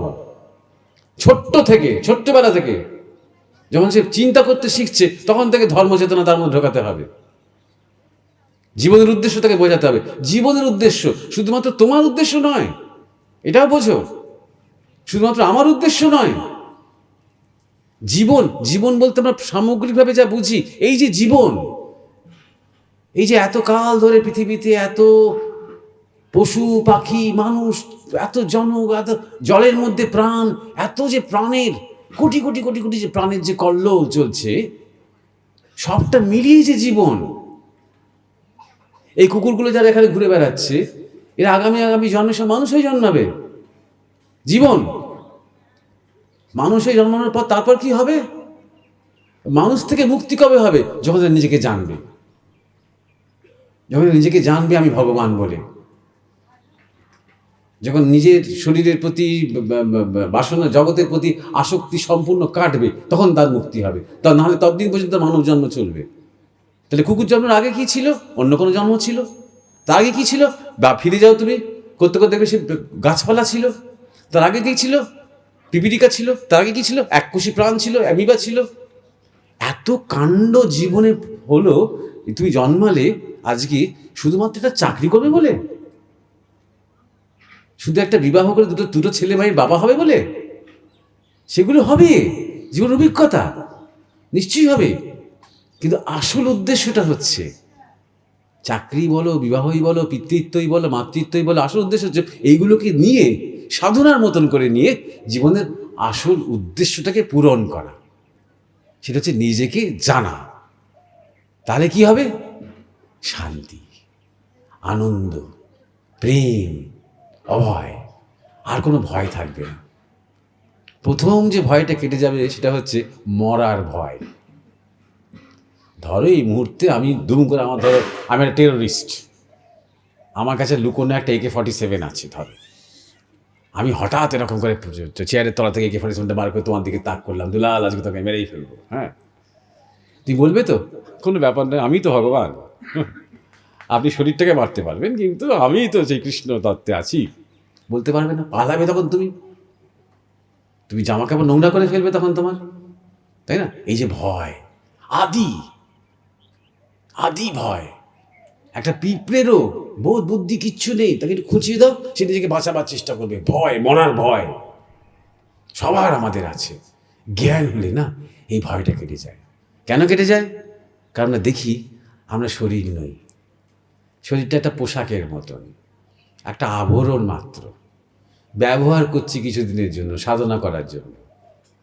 এই শ্বাস প্রশ্বাস বইছে, এই যে জপ প্রাণায়াম করতে হলে শরীর দরকার তো, এই যে জপ করতে হবে, গুরুকায় যেতে হবে, শরীর দরকার তো, শরীর ছাড়া তো হবে না। কেন? যাতে আমি যে শরীর নই এই বোধটা যাতে একদিন হয়। যখন বোধ হয়ে গেল, যখন তুমি নিজেকে জানলে যে দুলালটা তোমার এক জন্মের মাত্র একটা নাম, পূর্বজন্মে তোমার অন্য কোনো নাম ছিল, কিন্তু তখন তুমি ছিলে, তার আগের জন্মে অন্য কোনো নাম ছিল, আবার পরের জন্মে অন্য কোনো নাম হবে, কিন্তু তুমি কিন্তু আছো। জন্মান্তরে যার শরীরটা পাল্টাচ্ছে পোশাকের মতন, সে কিন্তু আছে। এই জ্ঞানটা যখন তোমার বোধ হবে, শুধু কানে শুনলে কিন্তু হবে না, এটা বোধ প্রত্যক্ষ হবে, তখন তোমার কি কাটবে? ভয়। যখন ভয় কেটে গেল না, একটা মানুষের জীবন থেকে যদি ভয়টা কেটে যায় না, তাকে দিয়ে অসাধ্য সাধন হতে পারে, অসাধ্য সাধন হতে পারে। জগতে বড় বড় কাজ তারাই করেছেন যারা অভয়। অভয়, শিবকে বলা অভয়, কার কোনো ভয় নেই, কিছু হারানোর ভয় নেই। তেমনি শরীরটা হারানোর ভয় হচ্ছে মৃত্যু ভয়, প্রিয়জনকে হারানোর ভয় আরেকটা মৃত্যু ভয়, চাকরি হারানোর ভয় নিরাপত্তার ভয়, টাকা হারানোর ভয়, সম্পত্তি হারানোর ভয়, বাড়ি হারানোর ভয়, নাম যশ হারানোর ভয়, বিরাট ভয়। এটা সাধু সন্ন্যাসীদেরও হয়। স্বামী বিবেকানন্দ বলতেন যে একজন সাধুর শেষ ভয় যেটা জয় করতে হয় সেটা হচ্ছে নাম যশ হারানোর ভয়। বলাই হয় পূর্বে সাধু উড়বে ছাই, তবে সাধুর গুণ গাই। নারে সাধুকে গুণ অত সহজে গাইব না, যত পারবো সাধুর নিন্দা করব। যত পারবো সাধুকে নিয়ে উল্টোপাল্টা কথা বলবো।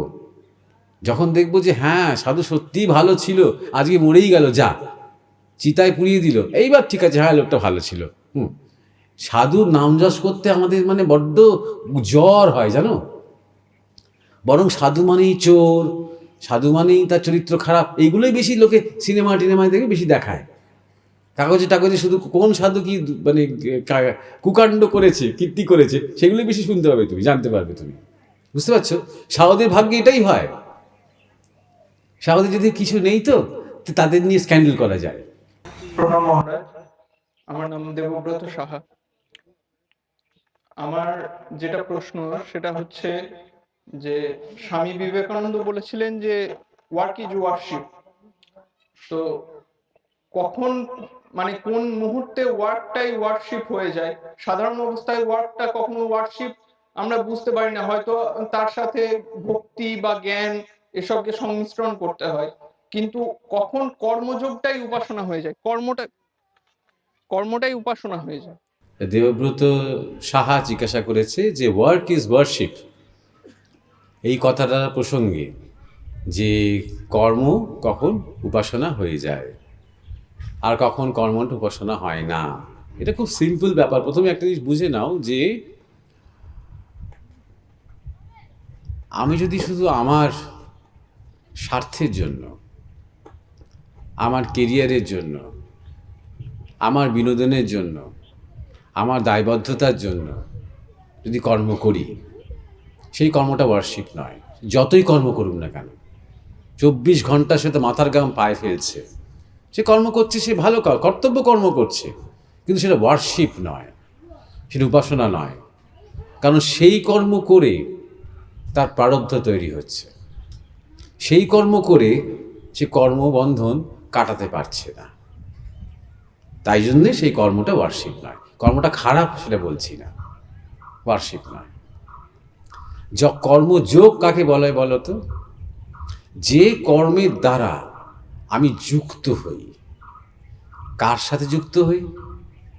আমার ইষ্টের সাথে যুক্ত হই, আমার জীবনের উদ্দেশ্যের সাথে যুক্ত হই, আমার গুরুর সাথে যুক্ত হই, সেটাকেই বলে কর্মযোগ। অর্থাৎ যেখানে আমি কর্ম করছি আর তাই জন্যে 5টা লোক খেতে পারছে, আমি না থাকলে হতো না। আমি দেখ আমি হাল ধরলাম বলেই কিন্তু এতদূর তোরা আসতে পারলি, এই রকম ধরনের অহং, আস্ফালন, অহমিকা, দর্প যার মধ্যে নেই, তিনি করাচ্ছেন, হচ্ছে। এই হাত, এই পা, এই শ্বাস প্রশ্বাস, এই জীবন সব তাঁতেই সমর্পিত, এই ভাব যার মধ্যে পূর্ণ, তিনি কর্মযোগী। এবং তার অনেকগুলো স্টেজ আছে। যোগযুক্ত, যোগস্থ, যোগারূঢ়, 3টে স্টেজ আছে এই যোগের। প্রথম অবস্থাতে সবাই পারে না, আস্তে আস্তে স্টেপ স্টেপ প্রথমে যোগযুক্ত হতে হয়, তারপর যোগস্থ হয়, তারপর যোগারূঢ় হয়। ধরো তুমি যদি পার্থক্য করো গীতাতে, ভগবদ গীতাতে শ্রীকৃষ্ণ এবং অর্জুনের মধ্যে পার্থক্যটা কি? ধরো শ্রীকৃষ্ণ অর্জুনকে যা যা বলেছেন, অর্জুন আবার মন দিয়ে শুনছে, তাই করছে। যা যা শ্রীকৃষ্ণ বলেছেন অর্জুন তাই করছেন।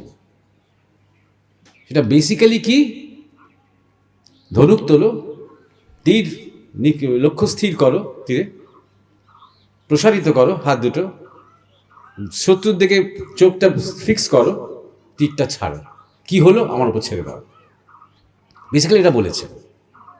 মা ফলেষু কদাচন, তীরটা গিয়ে ভীষ্মকে মারলো কি মারলো না? তীরটা সফল হলো না বিফল হলো? তীরটা কি অন্য কাউকে মেরে দিল?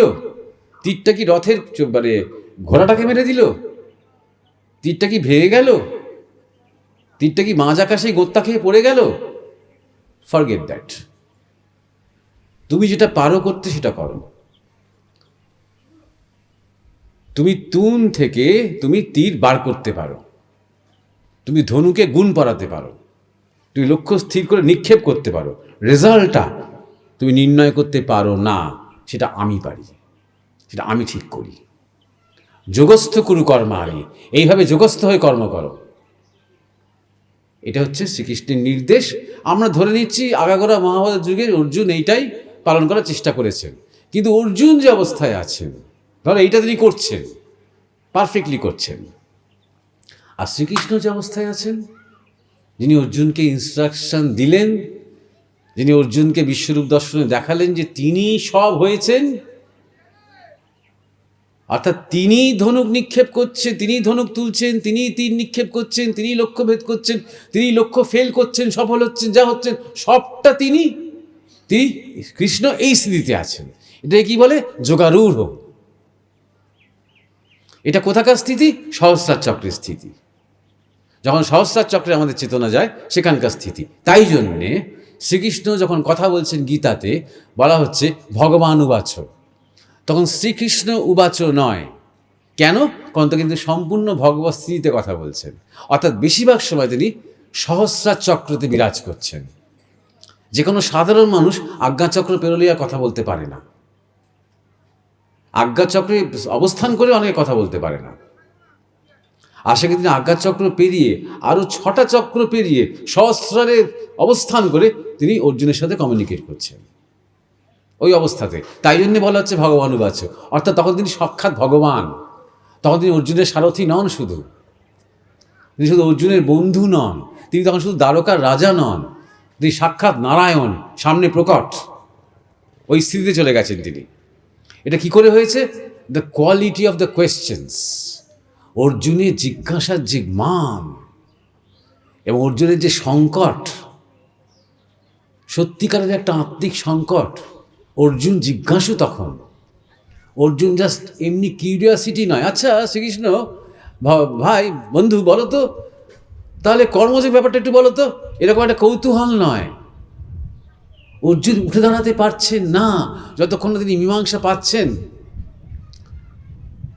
অর্জুন ধনুক তুলতে পারছেন না যতক্ষণ না তিনি মীমাংসা পাচ্ছেন। তাকে বুঝতে হবে যে কেন এই কাজটা আমায় করতে হচ্ছে, কেন এই নরলীলা, তাকে আমাকে এত অংশগ্রহণ করতে হচ্ছে, তাকে বুঝতে হবে।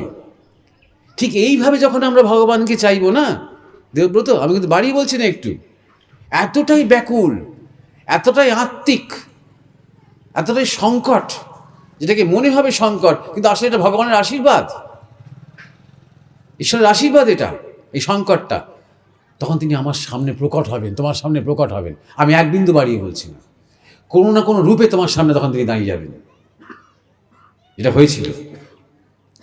শ্রীকৃষ্ণ সঙ্গে সঙ্গে ভগবান স্থিতিতে চলে গেলেন যখন অর্জুন এরকম জিজ্ঞাসা আসতে আরম্ভ করলো। তিনি আর কিছু দেখছেন না, এটা কুরুক্ষেত্রের যুদ্ধ, এখন এটা টাইম নয়, এখন চারদিকে অনেক ডিস্টারবেন্স, এসব আর শ্রীকৃষ্ণ দেখছেনই না। জিজ্ঞাসা হয়েছে, এবার সঙ্গে সঙ্গে তার মীমাংসা।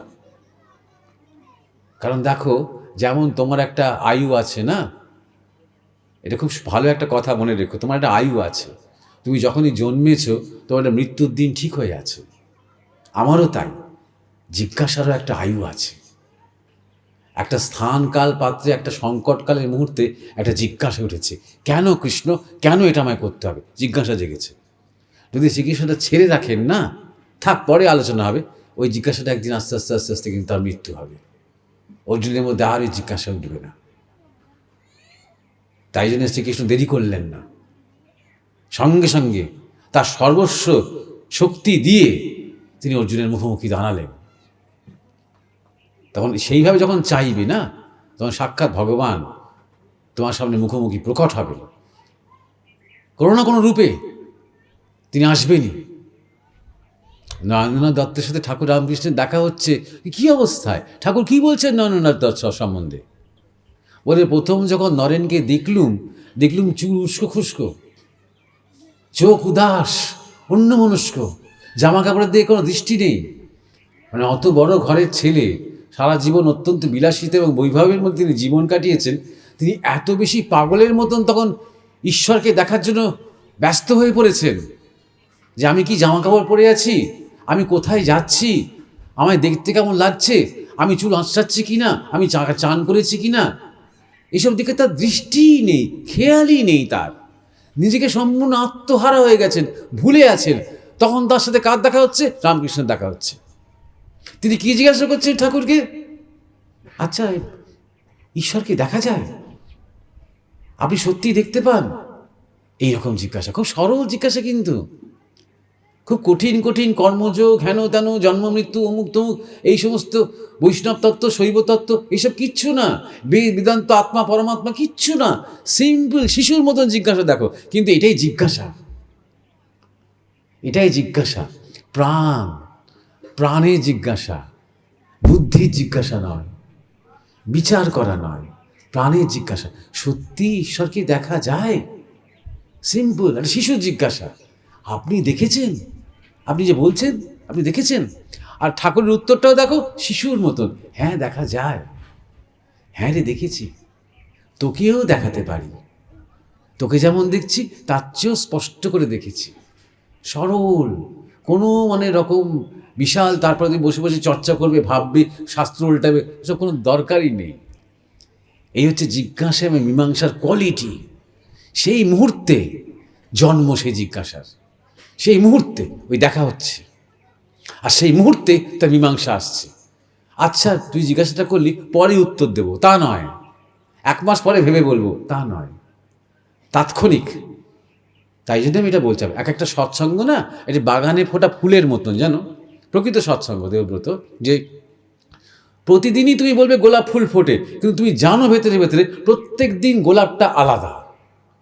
গতকালে গোলাপটা থেকে আজকে গোলাপটা আলাদা।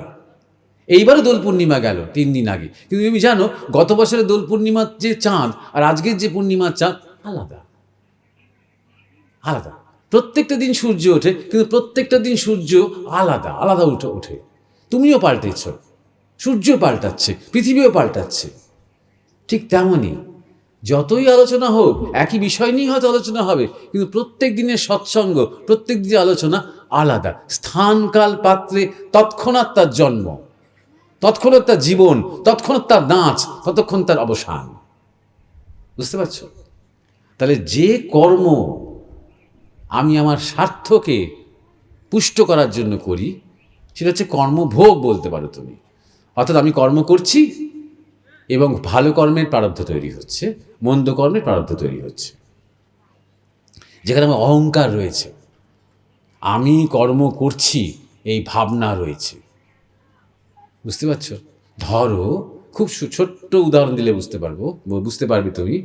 তুমি যখন শিশুটি ছিলে, ধরো একদম বাচ্চা, তুই মায়ের বুকে দুধ খেয়েছো, তোমার একবারও মনে হয়নি আমি দুধটা বার করে খেলাম মায়ের দুধ, মায়ের কাছ থেকে, একবারও মনে হয়নি। কিন্তু একদিনে তোমার জীবনে আসবে যখন তুমি তোমার ছেলে মেয়ের জন্য দুধ কিনে আনবে বাজার থেকে, বলে আমি রোজগার, দেবব্রত সাহা, আমি রোজগার করে দুধটা কিনলাম বলে কিন্তু ছেলে মেয়ে খেতে পেলো। তাহলে মায়ের দুধটা খেয়েছে বলে কিন্তু তোমার কোনো প্রারব্ধ নেই, কারণ সেখানে তোমার কোনো ইগো কাজ করেনি। তুমি স্যারেন্ডার্ড, শরণাগত। মা তোমাকে বুকে চেপে ধরেছেন, তুমি দুধ খেয়ে গেছো আপন মনে, আমি দেবব্রত দুধ খাচ্ছি, এসব বুদ্ধিই ছিল না তোমার। কিন্তু আজকে যখন তোমার ইগো তৈরি হয়েছে, আমি দেবব্রত সাহা, আমি রোজগার করছি, আমি চালাচ্ছি, এই পরিবার প্রতিজন নিয়ে আমাকে সামলাতে হচ্ছে সব কিছু, এরকম যখন ইগো তৈরি হয়েছে, আমি করলাম তাই ওরা পেলো দুধ, তার প্রারব্ধ হবে। খারাপ প্রারব্ধ না, ভালো প্রারব্ধ হবে, কিন্তু প্রারব্ধ। যত তুমি জড়িয়ে পড়ছো আমি এবং আমার করছো, তত প্রারব্ধ হবে। অনেক কর্ম করছো, কিন্তু এটাকে কি তুমি ওয়ার্শিপ বলতে পারবে? তুমি বসে নেই, কিন্তু তুমি বসে বসে কিন্তু অর্ডার করছো না, তুমি কর্ম করছো, ছুটছো, বেড়াচ্ছ, ইনভেস্ট করছো, দোকান চালাচ্ছ, হকারি করছো, হয়তো অনেক কিছু করছো। রোদে রোদে ক্লান্ত হয়ে গেছো, মা বলছে, বাবা বলছে আর খাটিস না রে, তোর মুখটা পড়ে গেল, হয়তো খুব খাটছো, পরিশ্রম করছো, কিন্তু সেটা কি ওয়ার্শিপ? না। নিজের শরীর এবং নিজের কেরিয়ার এবং নিজের সংসারের সেবা করা হচ্ছে, ঈশ্বরের সেবা তো হচ্ছে না। এবং নিজের বলছি কেন? কারণ তোমার আমি আছে, আমার আছে। তাই যদি ওই কর্মটাই তুমি এবং তোমার করে দিতে পারতে, তোমার জন্য করছি, এটা ভগবানের জন্য করছি, তার সেবার জন্য। তিনি চাইছেন এই শরীরটা এই কর্ম করতে করতেই পূর্ণতার দিকে এগিয়ে যাক। তিনি করাচ্ছেন। যদি এই বোধে তুমি পাকা হতে পারতে, একদিনে হয় না, অনেক ধ্যান জপ স্মরণ মনন সাধুসঙ্গ করতে করতে এগুলো হয়। গৃহস্থী সংসারী সন্ন্যাসী সবার এই কর্মজগৎটাই মুক্তির জগৎ হতে পারে, এই কর্মবন্ধনটাই কর্মমুক্তি হতে পারে, জানো, যদি ওই মনের মধ্যে ভাষাটাকে পাল্টে দেয়। আমি আমার, আমার শরীর, আমার রোগ, আমার সংসার, আমার ছেলে, আমার মেয়ে, আমার স্বামী, আমার স্ত্রী, আমার মা, আমার বাবা, আমার সম্পত্তি, আমার জমি, এই আমি আমারটাকে তোমার, এই সংসার, এই ঘরবাড়ি, এই স্ত্রী পুত্র কায়া পরিজন প্রতিবেশী সব তোমার, তোমাকে জানার জন্য এই সাধন ক্ষেত্র। এই যেভাবে নাগমহাশয় সংসার করেছেন, অনেক বড় বড় মহাপুরুষেরা সংসার করেছেন, ঋষিরা সবাই সংসারী। যত আমরা বশিষ্ঠ, বিশ্বামিত্র, ভরদ্বাজ থেকে শুরু করে যত বড় বড় মুনি ঋষিদের গল্প জানি, সবাই কিন্তু সংসারী। ঋষি পত্নী থেকেছে, নিরাসক্ত, সব করেছেন, তোমার আমার থেকে বেশি কাজ করেছেন, নিরাসক্ত, আসক্তি নেই, মনের মধ্যে কোনো বিকার হয়নি, নির্বিকার, মনের মধ্যে নতুন কোনো বাসনা তৈরি হয়নি, নির্বাসনা। বুঝতে পারছো? তবে সেই কর্মটাই কর্মবন্ধনের থেকে মুক্তির কারণ হয়েছে, কর্মমুক্তি। তখনই যখন সেই রকম কর্ম আমরা করি, যে কর্মে আমরা যুক্ত হই ইষ্টের সাথে, ভগবানের সাথে, উদ্দেশ্যের সাথে, তখন সেই কর্মটা আরাধনা, ওয়ার্শিপ, আরাধনা। এই চরম, যদি যদি তুমি মনে করো যে এই যদি চরম এক্সাম্পল, এতটা কথা যখন হলো তখন আরেকটু বলিনি, হয়তো সাধারণের অতটা বুঝতে পারবে না, তবু চরম যদি বলতে হয়। ধরো মহাপ্রভু দেখিয়ে দিয়েছেন ভক্ত হওয়া কাকে বলে, এবং ভক্তের সবকটা ভাব শেষে তিনি মধুর ভাবের ভক্তি কাকে বলে দেখিয়ে দিয়েছেন। তিনি একদম রাধা হয়ে যেতেন, হা কৃষ্ণ হা কৃষ্ণ হা কৃষ্ণ করতে করতে রাধা হয়ে যেতেন। যখন হয়ে যেতেন না, তখন তার শুধুমাত্র ওই যখন হা কৃষ্ণ করছেন তখন কৃষ্ণের কথা মনে হচ্ছে, তা কিন্তু নয়। তিনি তো নিজের হাতটার দিকে যখন তাকাচ্ছেন, এটা কৃষ্ণের হাত। এই মুদ্রাটা যখন তিনি করছেন, মনে করছেন কৃষ্ণের মুদ্রা। যখন আঙুলগুলি ফিরিয়ে আনছেন, তখন হচ্ছে হাতে বাঁশি চলে আসছে তার। যখন তার শরীরে ঘামের জন্য গন্ধ বেরোচ্ছে, মনে হচ্ছে এটা কৃষ্ণের গায়ের গন্ধ। তার জিভে যে স্বাদটা পাচ্ছেন, তখন হচ্ছে কৃষ্ণের স্বাদ। রাধার অস্তিত্বটাই আর থাকছে না, এতটা কৃষ্ণময় হয়ে যাচ্ছেন তিনি। এই অবস্থা যখন চরমে চলে যাচ্ছেন, তখন রাধা আর থাকছেন না, তখন কৃষ্ণভাবে স্থিত হচ্ছেন, কৃষ্ণ স্থিতিতে আসছেন চৈতন্যদেব।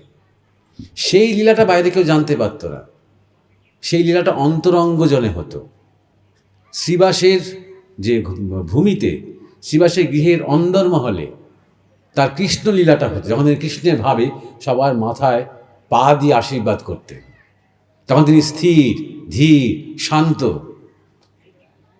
আর বহিরঙ্গে হতো রাধালীলা। তার রাধালীলার চরমে কৃষ্ণ এসে যেতেন তার শরীরের মধ্যে, একই শরীরের মধ্যে।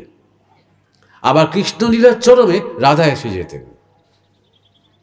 এটাকেই বলা হয়েছে অন্তর্কৃষ্ণ বহির রাধা, আর বহির্কৃষ্ণ অন্তর রাধা, শ্রীকৃষ্ণের লীলা। তাই জন্য শুধুমাত্র এই যোগারূঢ় অবস্থারও চরম এটা। চিন্ত অচিন্ত তত্ত্ব বলা হয় এটাকে, অচিন্ত ভেদাভেদ তত্ত্ব বলা হয় এটাকে। এটা একমাত্র মহাপ্রভুর জীবনে এটা ঘটেছিল। দুয়েরই তিনি চরম অর্ধনারীশ্বর যে প্রকাশ, তার চরম দেখাচ্ছেন তিনি। অর্থাৎ যেটা প্রথম থেকে শুরু করেছিলাম যেটা বলে, যে আমরা ততক্ষণ পর্যন্ত মানবিক, যতক্ষণ পর্যন্ত ভাবছি এই কর্মটা আমি উদ্যোগ নিচ্ছি। ধরো তোমার মা বলছে পরীক্ষা দিতে যাবি, তো যা ঠাকুরকে প্রণাম করে যা। তুই প্রণাম করছে, মনে মনে ভাবছে থাকো, ঠাকুর সাধ্য মতন পড়াশোনা করেছি, চেষ্টা করেছি, এবার গিয়ে সাধ্য মতন পরীক্ষাটা দেবো, ফল তোমার হাতে, তুমি যা দেবে তারপরে ফল। আমার 100% ট্রাইটা করেছি। এটা হচ্ছে মানবিক ভাব, এটা দিয়ে শুরু হয় আমাদের যাত্রা। আর এটা হচ্ছে শুরু, যেটা শুরু হলো এটা শেষ হয় কোথায় বলো তো? এই এক্ষুনি মহাপ্রভুকে নিয়ে যেটা বললাম সেইখানে, যেখানে পরীক্ষা যিনি দিচ্ছেন তার যে শরীর, যিনি প্রস্তুতি নিচ্ছেন, যিনি পরীক্ষক, যিনি পরীক্ষাটা ঘটাবেন, যে প্রশ্নপত্র লেখা হয়েছে, সবটাতে জুড়েই আমি নিজেকে দেখতে পাচ্ছি, বা আমি তাকেই দেখতে পাচ্ছি, আমার ইষ্টকে দেখতে পাচ্ছি। আর কোনো ভেদ নেই আমার মধ্যে। আর আমি বলে আমার কোনো সেপারেট দেবব্রত সাহা কোনো অস্তিত্ব নেই। তাহলে এই যে মা পরীক্ষা দিতে চললাম, তুমি দেখো আমার রেজাল্ট তোমার হাতে, এই ওয়ার্শিপ শুরু হলো, এই ওয়ার্শিপ শুরু হলো। আর নবদ্বীপে চৈতন্যদেবের তুই দেখা দে কৃষ্ণ, তুই দেখা দে বলতে বলতে মূর্ছা যাওয়া এবং তারপর শ্রীকৃষ্ণের ভাবে দাঁড়িয়ে পড়া, এটা এখানে সেই ওয়ার্শিপের পূর্ণতা পেল। যতক্ষণ এই পথটা তুমি ধরতে পারছো ততক্ষণ work is not worship, work is what? প্রারব্ধ। যত আমি আমার করতে করতে আমি কর্মে লিপ্ত হব, তত আবার প্রারব্ধ আরও বাড়বে। সে যত ভালোই কর্ম করি না কেন, যত কর্তব্যই করি না কেন, প্রারব্ধ বলতে জন্ম জন্মান্তর চলবে, শেষ হবে না, সাইকেলটা শেষ হবে না। হরাইজন্টাল মুভমেন্ট, জন্ম মৃত্যু জন্ম মৃত্যু জন্ম মৃত্যু চলবে। আর জীবনে শুধু তাই নয়, আনন্দ আসবে না। সারা জীবন মনে হবে স্ট্রাগলই করে যাচ্ছি, শুধু ছুটেই যাচ্ছি, শুধু লড়াই করে যাচ্ছি, তাই না? আমরা ফাইনালি কি চাই? এত যে কাণ্ড করছি, আমরা আসলে কি চাই বলো তো? আনন্দ চাই। আর ক্ষণিকের আনন্দ নয়, নিত্যানন্দ চাই।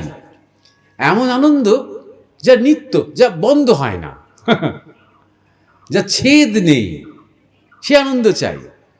আর কি চাই বলো তো? শান্তি চাই, নিত্য শান্তি চাই। এমন শান্তি যা কন্ডিশনাল নয়। অর্থাৎ আমার ছেলে মেয়ে যদি পাশ করে, চাকরি পেয়ে, বিয়ে করে স্থিত হয় তবে শান্তি পাবো, ওরকম তবে বলে কিছু নেই। কে কি করতে পারলো না পারলো, যাই হোক, শান্তিতে যিনি প্রতিষ্ঠিত, সেই শান্তি। শ্মশানে বসেও তিনি শান্ত, সেই শান্তি। বুঝতে পারছো? আর কি চাই বলো তো? আমরা প্রেম চাই। এমন প্রেম যে প্রেমে কোনো বিচ্ছেদ নেই, চির মিলনের যে প্রেম। ভগবানের সাথে ভক্ত ওই জন্যেই মিলতে চান, ওই প্রেমের মিলন চান। বুঝতে পারছো? কারণ সবসময় প্রেমে ঠকছি তো। আমি প্রেম বলতে শুধু নরনারীর প্রণয়ের কথা বলছি না, মা বাবা, ছেলে মেয়ে, বন্ধু বান্ধব, আত্মীয় স্বজন, পাড়া প্রতিবেশী, সবসময় আমরা আমাদের হৃদয়ে ধাক্কা খাচ্ছি। কেন খাচ্ছি? কারণ আমাদের মধ্যে প্রত্যাশা থেকে যাচ্ছে যে আমি তোমার জন্য এত করলাম, আর তুমি আজকে এত কটু কথা বললে আমাকে। এই ধাক্কা খেয়ে যাচ্ছি বারবার। তুমিও পারফেক্ট নাও, আমিও পারফেক্ট নই, তাই আমাদের প্রেম আর হচ্ছে না কিছুতেই। আদান প্রদান হচ্ছে, স্বার্থের সম্পর্ক আছে, কিন্তু প্রেম যেটাকে বলে, যে প্রেম অহেতুক, যে প্রেম অকারণ, যে প্রেমের আমরা কাঙাল, সেই প্রেমটা জীবনে আসছে না। বুঝতে পেরেছ? সেইটা চাই। তা একমাত্র সেই মুক্তি যাকে বলছি, সেটা কিন্তু ওই প্রেম, ওই আনন্দ, ওই শান্তি যা আমরা মহাপুরুষদের মধ্যে দেখি। তুমি শিব বলো, কৃষ্ণ বলো, রাম বলো, বুদ্ধ বলো, যিশু বলো, রামকৃষ্ণ বলো, কবির বলো, লালন ফকির বলো, তুমি যাকেই বলো না কেন, তাদের মধ্যে আমরা এইটা দেখি, ওই নিত্য আনন্দ। যাই হোক না কেন, ক্যান্সারে ভুগছেন তিনি, তার গলায় ক্যান্সার, তখন তিনি আনন্দে আছেন, কারণ তিনি জানেন তো তিনি শরীর নন, দুদিনের শরীর। এরকম কত শরীর তিনি ছেড়েছেন। আমাদের গুরুদেব বলতেন, কত মৃত্যুর স্মৃতি আছে এই শরীরে, কতবার মরেছি। যার অত স্মৃতি আছে মরে যাওয়ার, তার তো ভয় থাকে না। যে অনেকবার জলে ঝাঁপ দিয়েছে সাঁতার কাটবার জন্য, তার এই জলকে দেখে তার ভয় থাকে না, তাই না? তো এই যে আমরা খুঁজছি মনে মনে সবাই, সেই নিরাপত্তা, সে আনন্দ, শান্তি, প্রেম, তার পথটা হচ্ছে এই ওয়ার্শিপ, উপাসনা। উপাসনা থেকে আরাধনা। আরাধনা মানে ওয়ার্কটা যখন শুধুমাত্র ডিউটি নয়। আর সেই কর্মই কিন্তু ভগবান অ্যাকসেপ্ট করেন, যে কর্ম তুমি আনন্দের সাথে করো, যে কর্ম তুমি জোর করে করো, তোমাকে সমাজ বলেছে বলে, তোমার নিজে আনন্দ নেই, সেখানে ভগবান কী করে আনন্দ পাবেন? তাই না? যে কর্মে তোমার আনন্দ জানবে সেই কর্মের গভীরেই আছে ভগবানের ইচ্ছা বা বীজ। ঠাকুর রামকৃষ্ণ বলতেন, যেখানেই দেখবি খুব ভালো কোনো প্রতিভা, দারুণ সেতার বাজায়, দারুণ গান করে, এত সুন্দর যে সবাই দাঁড়িয়ে পড়ে, জানবি সেখানে ঈশ্বরের উর্জিতা ভক্তি।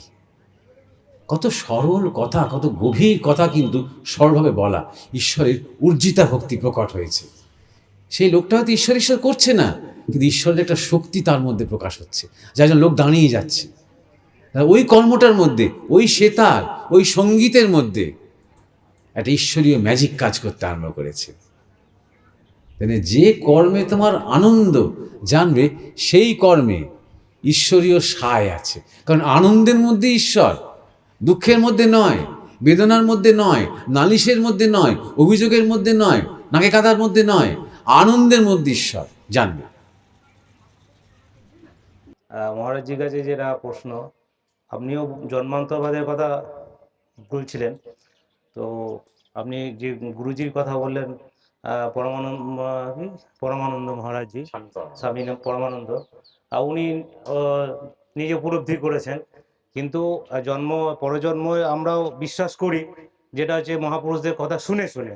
এটা কি আমার এই জন্মে কিছু মানে প্রমাণ করার সুযোগ কি আছে? কিভাবে গেলে সেটা প্রমাণ পেতে পারি যে পরজন্ম সত্যি আছে? আচ্ছা, ধ্রুব নারায়ণ, তাই তো? ধ্রুব নারায়ণ, হ্যাঁ।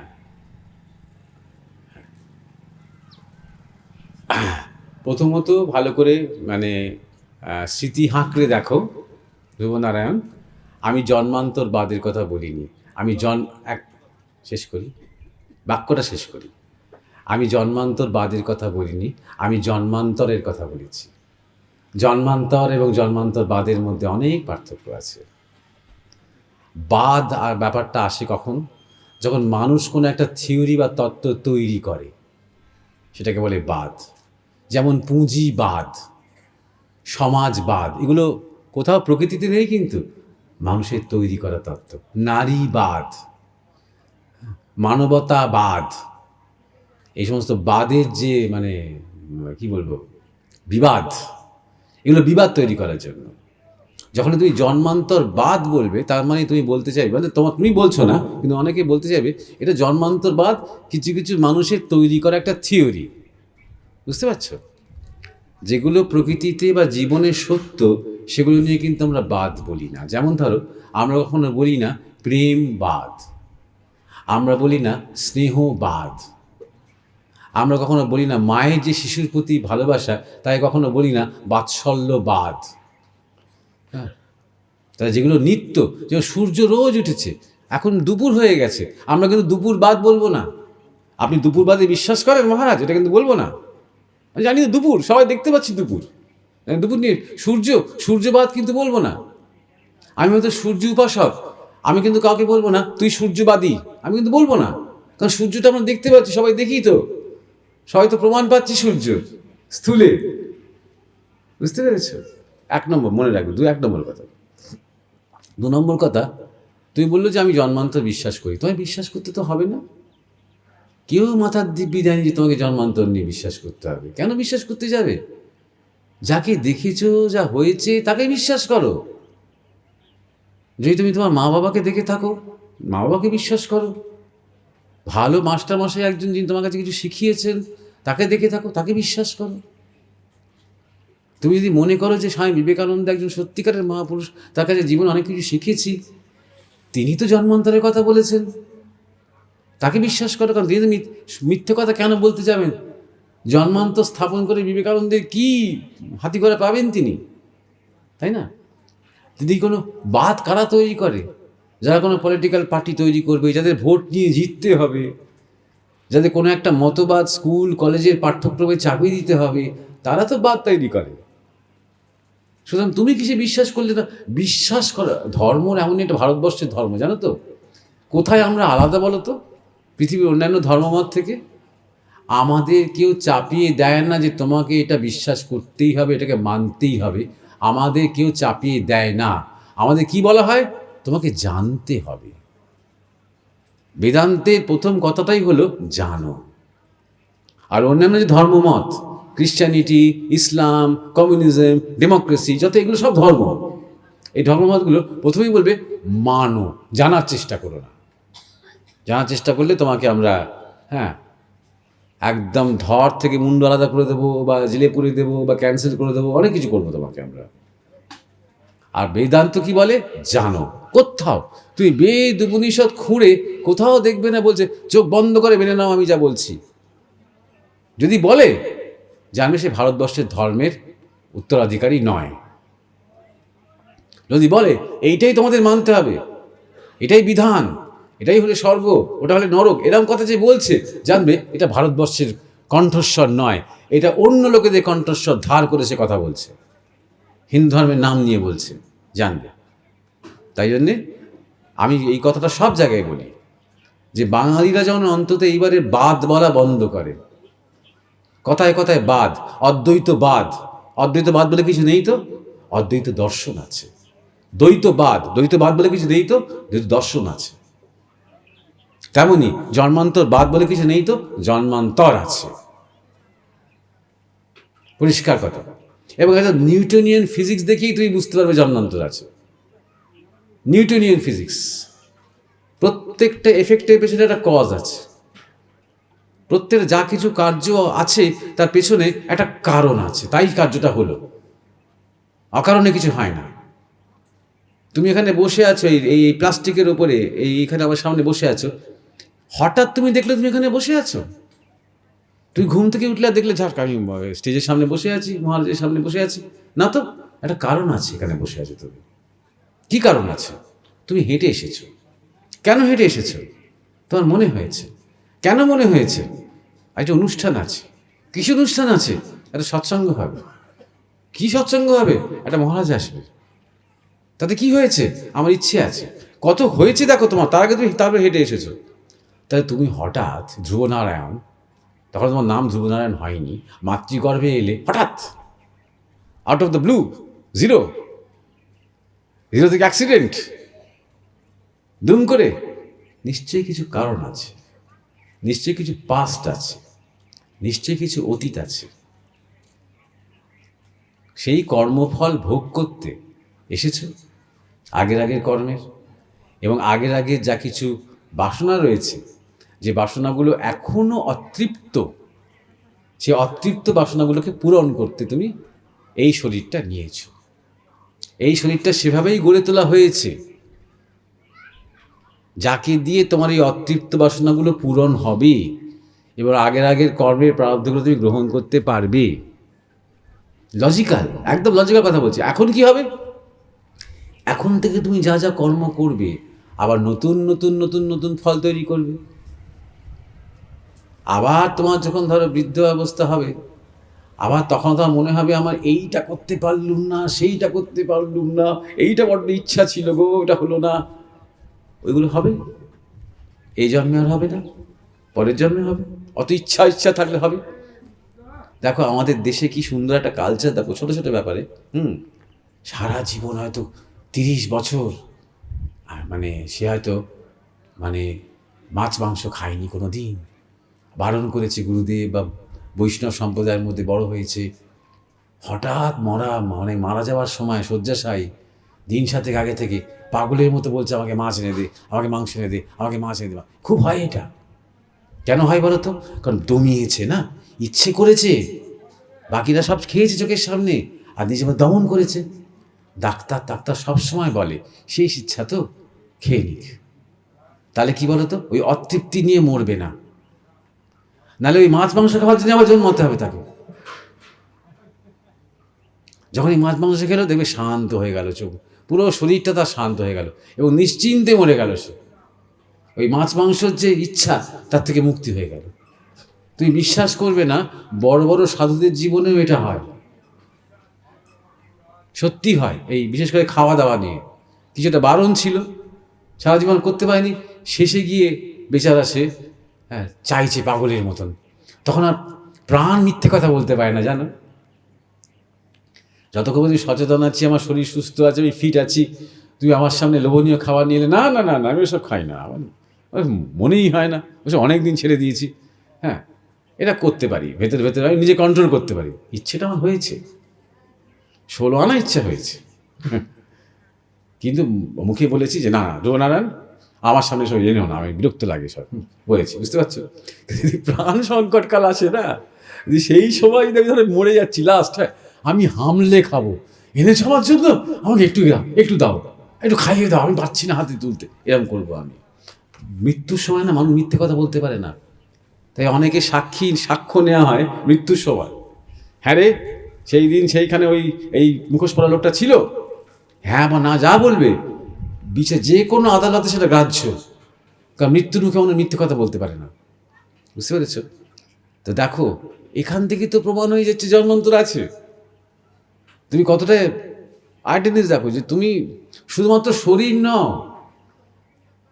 তুমি একটা মন, তুমি একটা বিচার, তুমি একটা হৃদয়, তুমি একটা প্যাশন, তার মধ্যে বিশাল প্রাণ শক্তি রয়েছে। যদি শুধু শরীর হতো তাহলে ডেড বডিকে পোড়ানোর জন্য তুমি অত অস্থির হয়ে পড়তে কেন? তুমি জানো ওই বডিটা ডেড, এর মধ্যে কি একটা নেই, ওই শক্তিগুলোই নেই, আসল শক্তিগুলো নেই, মনের শক্তি, ভাবনার শক্তি, আমিষ শক্তি, প্রাণ শক্তি, এটাই তো নেই। তাহলে সেই শক্তিটা কি হলো? বডিটাকে না হয় তুমি চিতায় পোড়ালে, আর বাদ বাকি শক্তিটা কি হলো? জন্মান্তর সেই শক্তিটার হয়।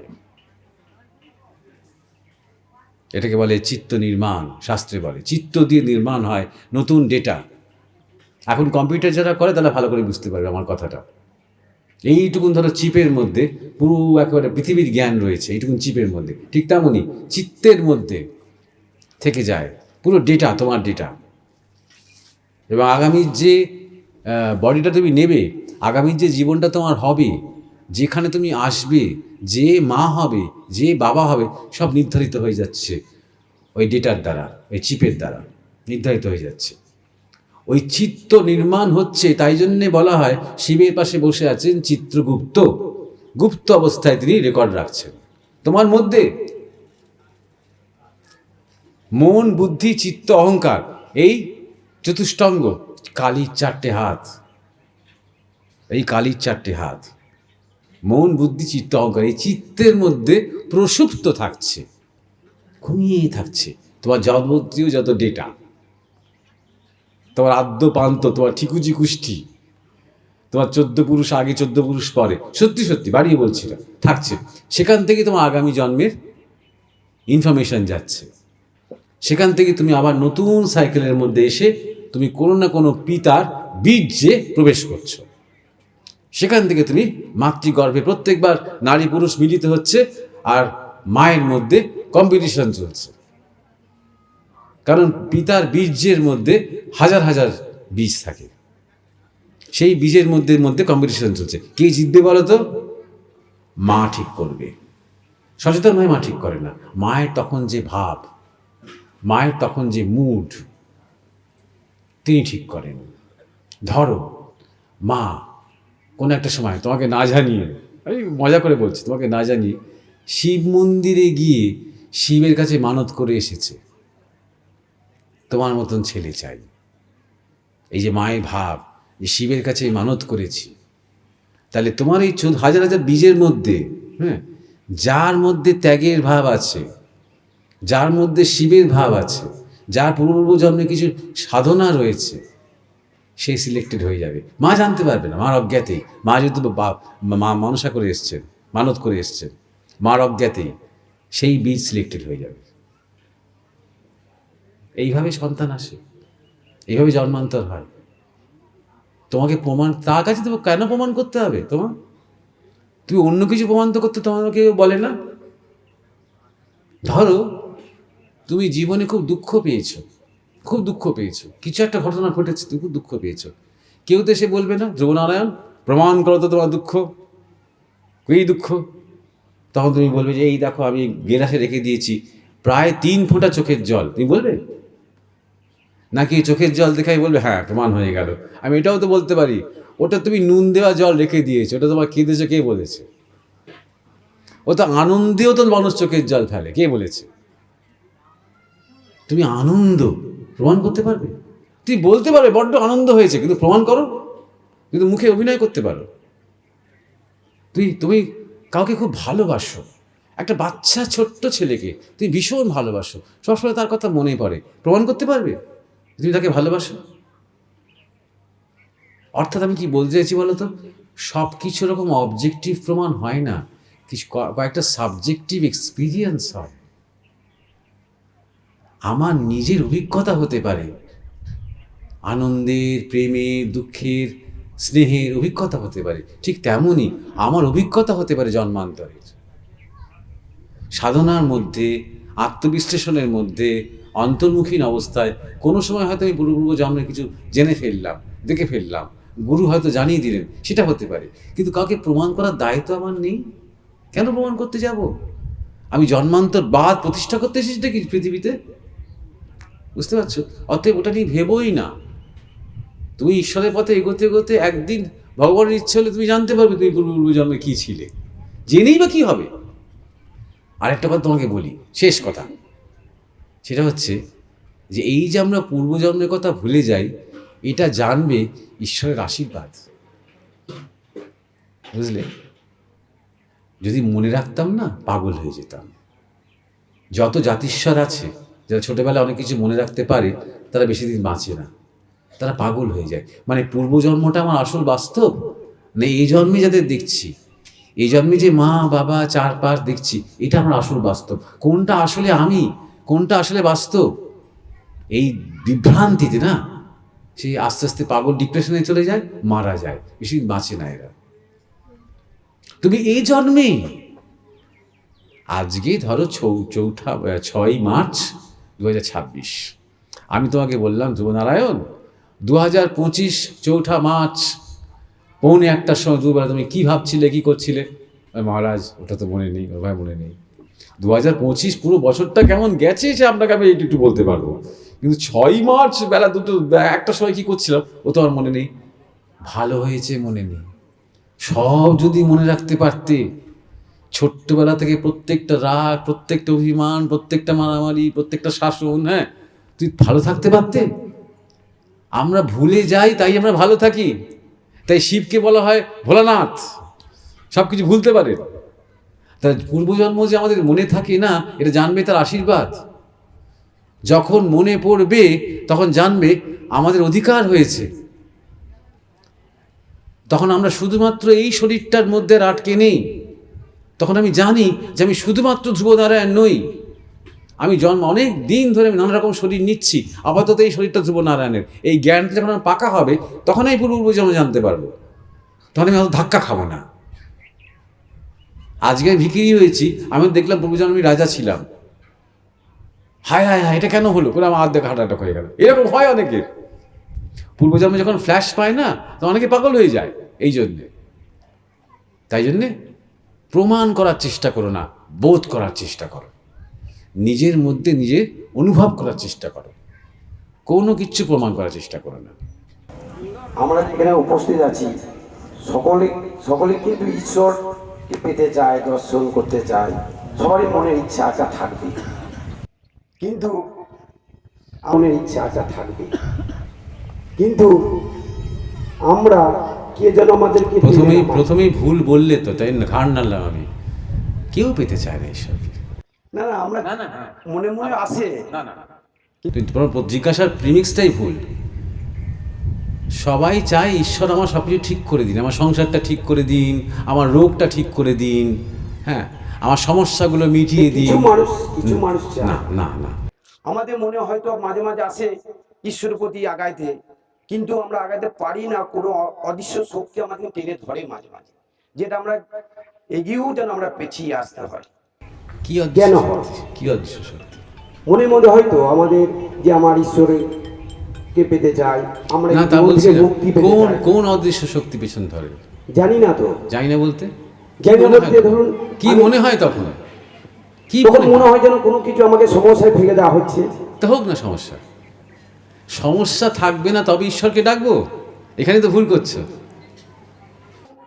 বাঁধনটাকে ভাঙতে চাইছি, কিন্তু আমি যেন জোর পাচ্ছি না। কেন পাচ্ছ না?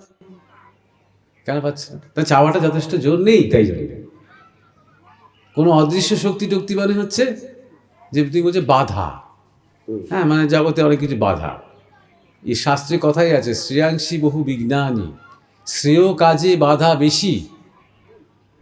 তুমি ধরো সবাই তো মানে নদীর স্রোত যেদিকে যায় সেই দিকে সাঁতার কাটতে খুব সহজ। যারা ঈশ্বরকে ডাকছে না তারা স্রোতের বিরুদ্ধে যায়, অনেক বাধা ডিঙিয়ে তাকে স্রোতের বিরুদ্ধে, তবে সে উৎসে যেতে পারে। তাই যদি বাধা ডিঙিয়ে তাকে উৎসে যেতে হবে। দেখো, ভীরুদের জন্য কিন্তু সাধনা নয়, বীরেদের জন্য সাধনা।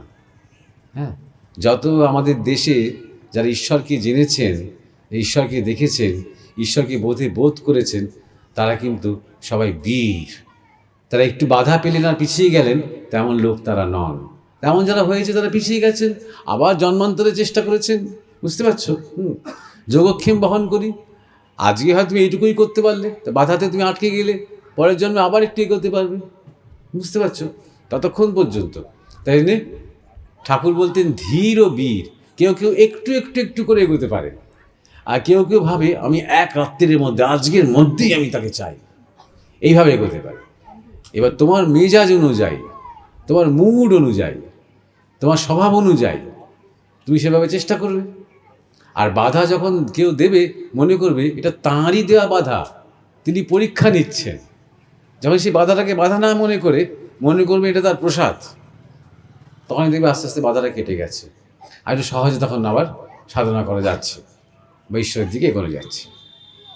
বুঝতে পারছো? তিনিই ডাকছেন এবং তিনি বাধা দিচ্ছেন। যেমন দেখে নিচ্ছেন যে সত্যি সত্যি আগ্রহটা জেনুইন না সাময়িক ঝোঁক। কিছুদিনের জন্য এখন একটু এই মহারাজ এসব এত কথা বলে গেল, একটু একটু ভগবান ভগবান করে দেখি না, হলে একটু বলছে যখন এত, কিন্তু সহজে চোখ বন্ধ করলেই তাকে দেখতে আরম্ভ করবো, এত তো সহজ নয়। আর ব্যাপারটা চোখ বন্ধ করে এবং চোখ খোলার ব্যাপারও নয়, ব্যাপারটা হচ্ছে নিজের জীবন পাল্টানোর ব্যাপার, নিজের জীবনের ধ্যান ধারণা, নিজের জীবনের বিচার, নিজের দেখার দৃষ্টিটা পাল্টানোর ব্যাপার। নিজের ছেলে মেয়েদের দিকে তাকিয়ে মনে করা এরা আমার ছেলে, আমার মেয়ে, আমার সম্পত্তি নয়, এরা তাঁর দেওয়া, আমার এখানে পিতার একটা ভূমিকা মাত্র, এইভাবে বিচারটাকে পাল্টানো। আমার এখানে মায়ের একটা ভূমিকা মাত্র, এরা কেউ আমার সম্পত্তি নয়, আমার এমনকি আমার এই শরীরটা আমার সম্পত্তি নয়, এটা তাঁর দেওয়া একটা সম্পদ, তাকে জানার জন্য। এইভাবে নিজেকে সবটাই পাল্টাতে হবে। ঈশ্বরকে ডাকা মানে চোখ বন্ধ করে কয়েকদিন চেষ্টা করলাম নয়, নিজের ভাবনা, চিন্তা, বিচার, ভাব প্রত্যেক মুহূর্তে নিরন্তর নিজেকে দেখতে হবে। এবং আস্তে আস্তে যত দেখবে নিজের বিচারের মধ্যে শুদ্ধতা আসবে, ক্ল্যারিটি আসবে। যত আসবে আস্তে আস্তে আস্তে আস্তে সমস্ত মেঘ কেটে যাবে। তখন দেখবে চিত্ত দর্পণ শুদ্ধ হচ্ছে, পরিষ্কার হচ্ছে। আয়নাটা ধুলো পড়ে আছে, আয়না দেখবে তোমাকে নিজেকে দেখতেই পাচ্ছ না। যখন তুমি ধুলোটা মুছতে আরম্ভ করছো, তখন দেখবে তোমার মুখটা আস্তে আস্তে আস্তে আস্তে সে আয়নায় স্পষ্ট হয়ে উঠছে। তেমন তোমার চিত্ত দর্পণের মধ্যে যখন সত্যি সত্যি শরণাগতি আসবে যে সবই তোমার, তোমারই ইচ্ছা, তোমারই জগৎ, তোমারই সংসার, তোমারই দেওয়া নিঃশ্বাস প্রশ্বাস, তোমারই দেওয়া সূর্য চন্দ্র তারা, তোমারই দেওয়া মাটিতে জল, সবই তুমি। এই ভাব, এই শরণাগতের যে স্থিতি, এটা যখন আসতে আরম্ভ করবে, তখন দেখবি চিত্ত দর্পণে সেই পরিষ্কার বিবেকের যে ন্যাকড়া, সেটা সেই চিত্ত দর্পণ পরিষ্কার করে ফেলছে। তখন তুমি নিজেই নিজেকে দেখতে পাবে। সেই দেখাটাকেই বলা হয় নারায়ণ দর্শন, সেই দেখাটাকেই বলা হয় শিব দর্শন। বুঝতে পারছ? তাহলে আজকে আমি সবার কাছে বিদায় নিচ্ছি।